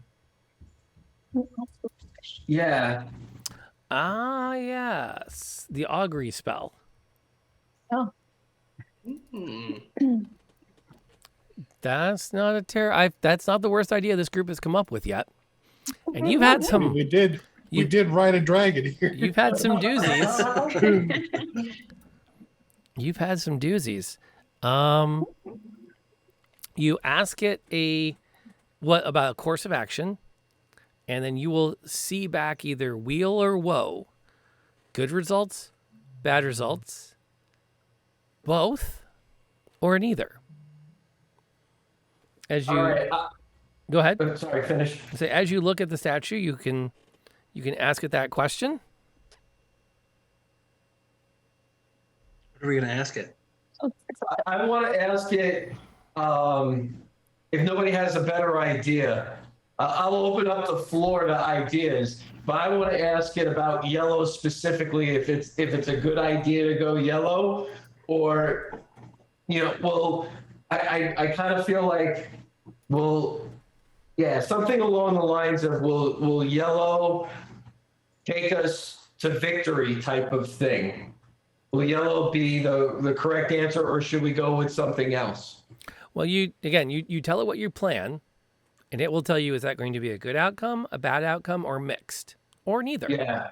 So it's like a magic. Yeah. So like, is yellow a good outcome? It's like a magic 8-ball. Yeah. Yeah. I plan to do. Well, I plan to. So you're thinking you're going to pray to the icon and state that your plan is to cast the yellow gem into the brazier, and what does that Teleport say? to the Masters 2. What if I do that? What can I expect? Yeah. We could use some divine intervention right now. I mean, Right. The statue's outstretched hands begin to glow, and slowly taking shape in his hands is a white sphere indicating wheel, a positive outcome. Okay. Then you watch as a black thread begins to wrap around the white stone, the white gem ball, over and over again until it becomes a blend of the white and the black mixed. Good and bad at the same time. Sort of expected that. yeah, that sounds about right here. Pretty much everywhere we've gone in Barovia and the cursed Right. lands, and I'm gonna buy a pie from this nice old lady. That may be the best thing that we got going for us. Yeah, but not instant. Hey, we'll take it. All right. Well, I feel good about yellow. What do you guys think? I put my hand out towards the brazier. Are we all in on this? I don't think this is a good idea. I want to go see if we can find the dragon first. I don't think he'd keep it in his room. Yeah, I mean, honestly, I don't know where he would hide that. Well, I'm assuming like he considers those things a treasure, right? Right. And what else does he consider treasure? His women's Yeah. that he keeps in boxes downstairs. Right. Arabelle will consider, but the augury said good and bad. That is, as has been said, good. I think this is a good course.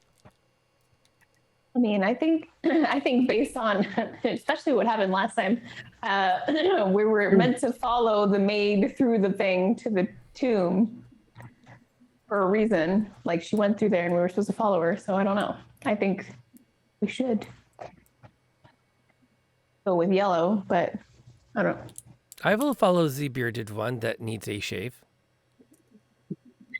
I thought it was just me that thought that. You guys are really making me self-conscious over here.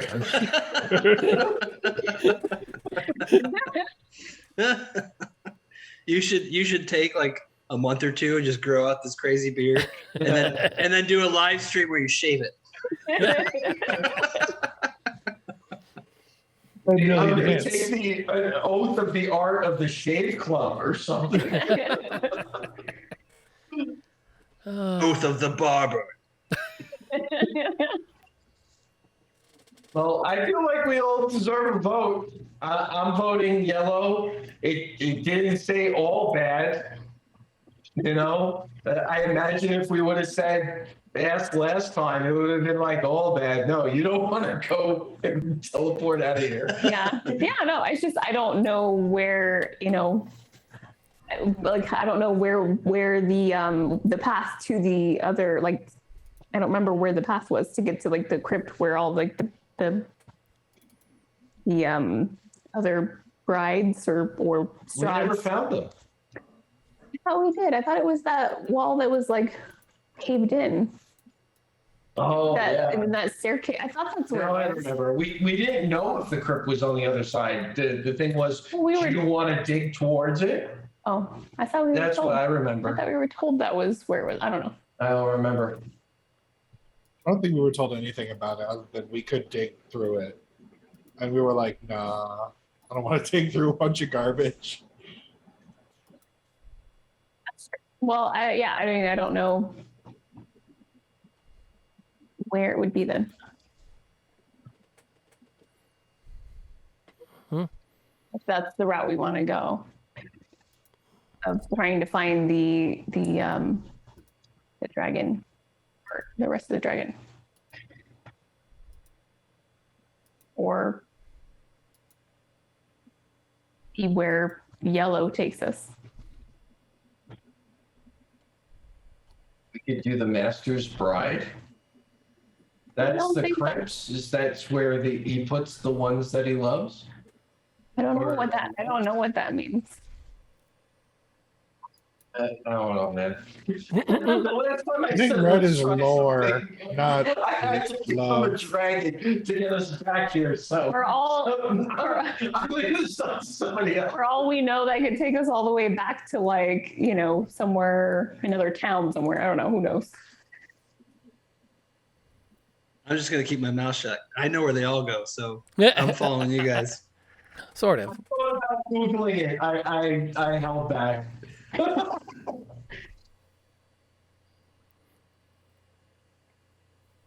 All right, make a call. Which stone goes in?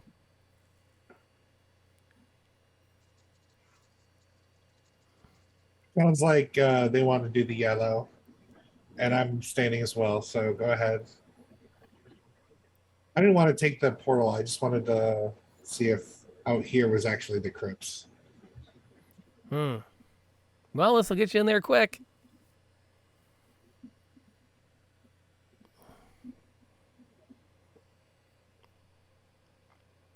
That's 2-1. That's democracy. We're going in the yellow one, right? I don't know who said yellow. I mean, I'll go with yellow, but All right. Does Azteki throw it in? I'm throwing it in. All right. The yellow stone goes into the brazier and it bursts into bright yellow light. You each have the opportunity to put your hand in.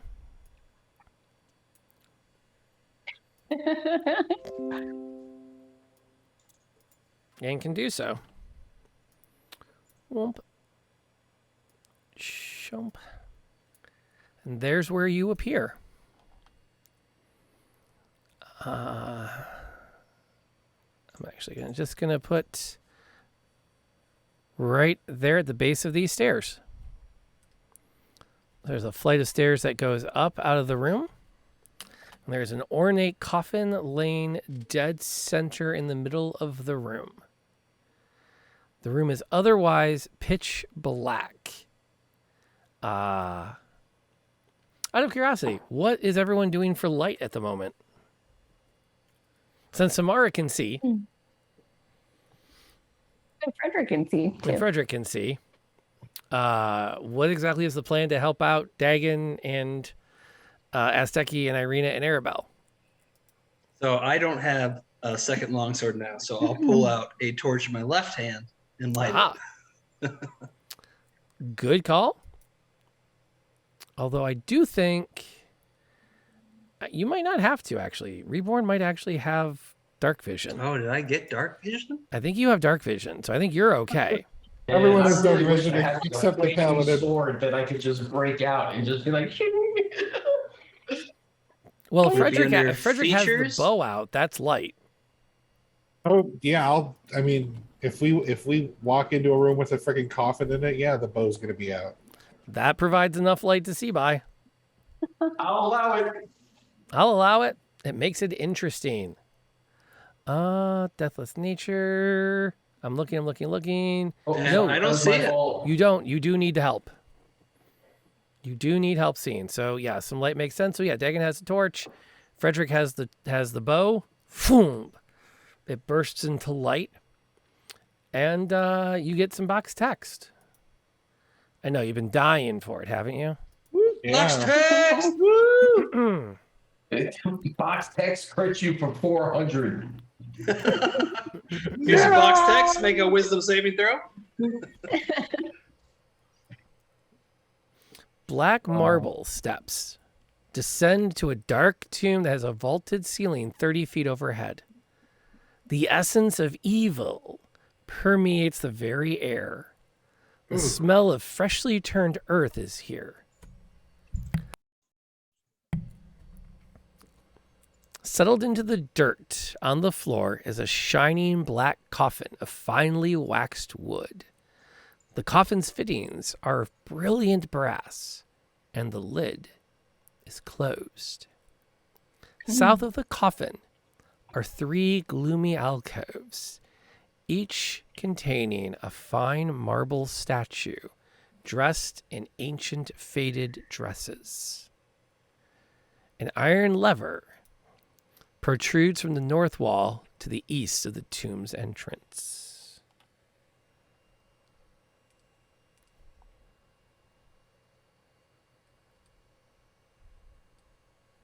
Do I still have those chair legs that I broke off and made into stakes? Assuming I still have them. Probably somewhere, sure. Essence of evil, patchouli? No. Totally different essence. There are the 3 statues. They don't have fancy clothes on, right? All 3 of them are dressed in some kind of a gown that has been left on the statue. And what's the deal with the lever? There's a little lever in the wall up by the staircase that goes up. And behind you, you can see as you start to step towards it to look, and Frederick turns in your general direction, that there's a portcullis a portcullis at the top of the stairs, and just darkness beyond. Okay. So we're gonna do rock, paper, scissors to see who opens up the coffin. No. No opening the coffin. All right, we're just gonna knock it over then. Why would you do that? Why wouldn't you do that? No, I was going to investigate the dresses on the statues. Are they? I'm assuming they're all different. Mm-hmm. Oh, very different. I feel like Dagon is standing with the torch in a stake right over the coffin. He's like, "Yeah, why would you do that?" Why? Yeah, why would you? I don't think it's going to be that simple. Okay, so you're gonna go. Let's see. So who's going to the coffin? Who's going to the statues? Who's standing near the staircase? Hit me with some locations. Dagon will stand by the coffin, ready, in case some crazy vampire jumps at him. Okay. I mean, what's the worst that can happen, right? I'll be there with them. Okay. Yeah. I don't know. You guys have fun with that. Okay. Irina is going to stay by Dagon, because if she doesn't, Dagon's going to grab her and make her stay there. Yep, Arabelle's you're going to damn follow right. Samara because why not? She's curious. Where's Frederick? Probably next to Azteki and Dagon, covering them with the bow. It's about there-ish. Making sure he's got his I'd bow. want to, yeah. Well, covering with the bow would imply you're far enough away to actually hit something. Right. I figured I'd want to be more like, I want to be able to see the back of where they're going.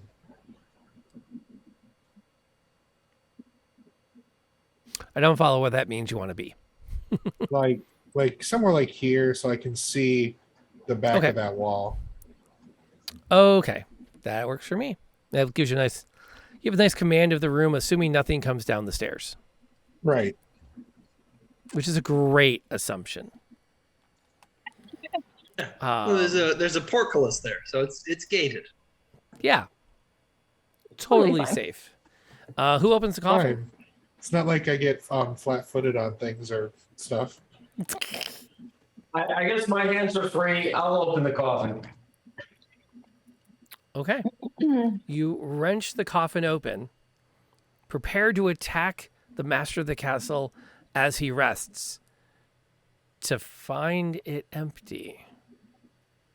Layers of dirt fill the bottom of the casket, despite the fine silk lining along the sides and the top. It moves easily on its hinges, as they have been well maintained for just that. Dagon's just gonna grab the coffin and just chuck it off to the side of the room and just curse violently. Okay. Humor me. Roll the strength.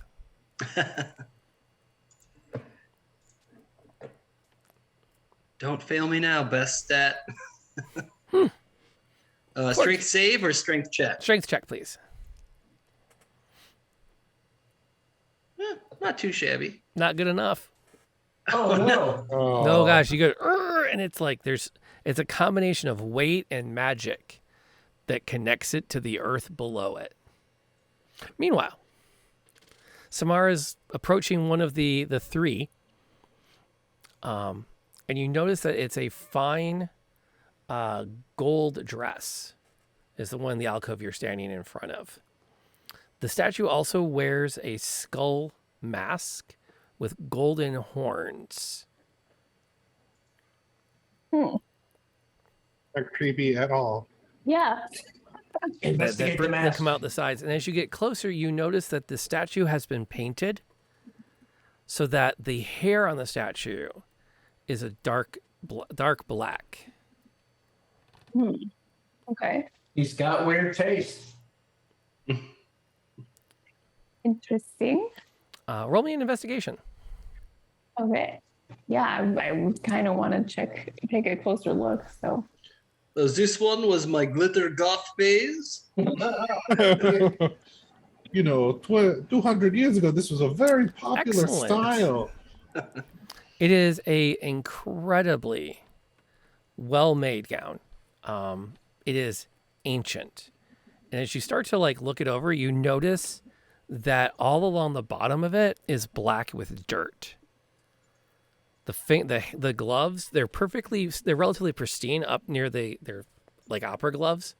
They're relatively pristine up near the tops, but where the hands themselves, where they sit folded in front of her, are just caked with dirt. Oh, weird. Roll a quick perception, please, as well. Will do. Mm-hmm. Creepy dirt lady. As you inspect the dress, you notice that the hands fold and unfold themselves. And when you glance up, you notice that despite the fact that you are probably a half a foot taller than the statue turns to look up at you, and red eyes stare out from inside the mask. Do you like it? And next time we meet, you're all rolling for initiative. Oh, nice. I don't know. Creepy statues. Right? If you put yourself in danger, I'm gonna be safe over here by the car. Where the vampire sleeps. I'm gonna check out the dress section in Macy's. Okay, I had a feeling about the dresses, okay? That they would kill you? No, but I knew there was something was Feels to gonna die happen. for. No, I just knew something was gonna happen, so there was something gonna happen with the dress. This is a great night. I thoroughly enjoyed everything that happened. Yeah, likewise. It's one of the top sessions we've had. I haven't had fun like this in a while. So thank you, everybody. It has definitely been fun tonight. Like I said, it's been, I wanted to wrap up at 10 because I have to work in the morning. But when you're like, no, we're going to go. I'm like, oh, we're not going to end on and you get back to the brazier room. We'll pick up there next time. Like we are ending on, statues, you say. Creepy statues. Yeah, sure. See, I knew I had to keep the bow ready because, I need to be able to see all the way to the end of that hallway, just in case. Yeah, but that's just I fully pictured Dagon in his in his bowler cap with that mask on after we kill this statue. I'm taking that mask. You're damn right. Yeah, it doesn't surprise me. We're all taking one. It'll be sweet. We'll match. Yep. Yep, and I'm gonna put the dress on. Oh, and with the Give it. gloves. Give Yeah, it. the gloves. Absolutely, yeah. Yeah. Although I gotta tell you, before we break, I gotta throw this up on the jam board because it's absolutely worth checking out. Because it's again some of the most amazing artwork in this game. Open image in new tab, so I can actually grab that. Copy. I'll delete this off probably later, just because I don't think it's highly relevant. But good night. Oh my! Oh. I know, slick, isn't it? Wow. The gentleman in the middle is the one that you talked to earlier. Oh, and that's he was very elegant and fancy looking. Mm-hmm. The Mean Girls crew. Right. At a whole new level. Yeah. Yeah, that skull mask is creepy. Mm-hmm. Yeah, but fun. Creepy, So but fun. I Kind of guess like a it girl I depends dated in on- college. Well, I think we'll be just fine. The statue said so. There's a chance we'll be fine. Sure. It's like the equivalent of Doctor Strange with the. Yeah, the one. Yeah, one in like however million outcomes. This is the best. Okay, so while we wind down, let me see where we're going to throw everybody tonight. And who's on that we should be looking to drop in on, because we have a few people chilling out with us. And obviously you should go somewhere because we need more positive raids in our lives these days. While I'm looking at that, Knebula, what have you got coming up this week? Well, we're thinking about doing another stream of possibly building the crib or something. It sounds so dark because my mind with cribs and coffins is like, yes, we will build the crib for the newborn. Yes, this is the infant's coffin. Notice the crossed out cross that lets a little light in from the top. Oh my god, that accent is fantastic. But other than that, I definitely will be continuing Horizon Zero Dawn for Yay! sure. Yeah. How are you liking it? I want to hear before we head out. I want to hear how much you're liking it. Oh, I love it. It's fantastic. Definitely my kind of game. I'm super looking forward to continuing it. Cool beans. Is it difficult? I dropped in a couple times to watch you play, and I was like, man, this looks pretty rough. It's on hard. Yeah, well, yeah, it is difficult, but I'm making it harder for myself by playing it on hard. But yeah, no, it is challenging. Okay. I was gonna say, I don't know if I would play that. No, That's yeah, that's I'm right. playing it on hard, so but Yeah, Nebula's all in on her games. None of this like but it's fun. It's a really good. I highly recommend it. It's really It's good. one of those must play if you got a PlayStation. Yeah. I don't. It's actually one of those buy a PlayStation so you can play it. Oh wait, it's on PC now. Yeah, it did come out on PC. Yeah, it's on Steam. Yes. If your PC can run it, it's not on Stadia. If it's on Stadia, I'll play it. Not yet. It might eventually come to Might be Stadia. there. Yeah. PlayStation 3s are cheap someday. these days. Sort of. Was the PS3 game? Or was Yeah. it PS? I thought it was Or a PS4 game. PS4. Oh, Sorry, I forgot what PS4. number they're on. Yeah. PS4. It was a PS4 I was like, launch dang, title. man. Yeah, I just played it when I got my PS4 initially, which was only like a year ago. And it was fantastic. Yep, like it, love it, want some more of it. Amen to that. Kind of like tonight. I don't know how I'm going to top fighting on the back of a dragon. Like, I'm sure you'll figure it out. and trying to find, I'm not going to lie, trying to find the sweet spot with Escher, because that's a very difficult character for me to roleplay. But I want to do him justice and throw some fun shade on everybody. Yeah. Oh, I loved him. I was like, can we just like take him with us? He was going to scoop you right up and carry you away. As soon as we peeked in that room, I was like, "Oh, I gotta go in here." This is one of my favorite parts of the game. And you didn't kill him. That's what blows my mind. You left another vampire alive. Yeah, well, you know. I know. Well, I kind of wanted to take him with us, like to be like. Oh, like hell, he was coming with you. He's not an idiot. He knows what's going on downstairs, and he wants nothing to do with it. Each time we kill the next person, he's like, "Oh," and he starts dishing the dirt, spilling the tea on everything they've done in the past 300 years. Yeah. Oh, she was a proper bitch. She had it coming. That would have been fantastic. The commentary alone would have been worth it. I don't know if I could have kept it up. But let's see. For me, Tuesday, I'll be back here at 5 o'clock for happy hour. I have no idea what we're talking about yet. I do know that gatekeeping is once again the hot topic in the RPG space. So we might go there. We also know that Hickman, both the Hickmans, Tracy and Laura, are going to be releasing a new campaign setting on Kickstarter in the coming weeks, and it's Sky Pirates. It looks like that's what they're doing with it, and we might see if we can get some good dish on that to share with everybody.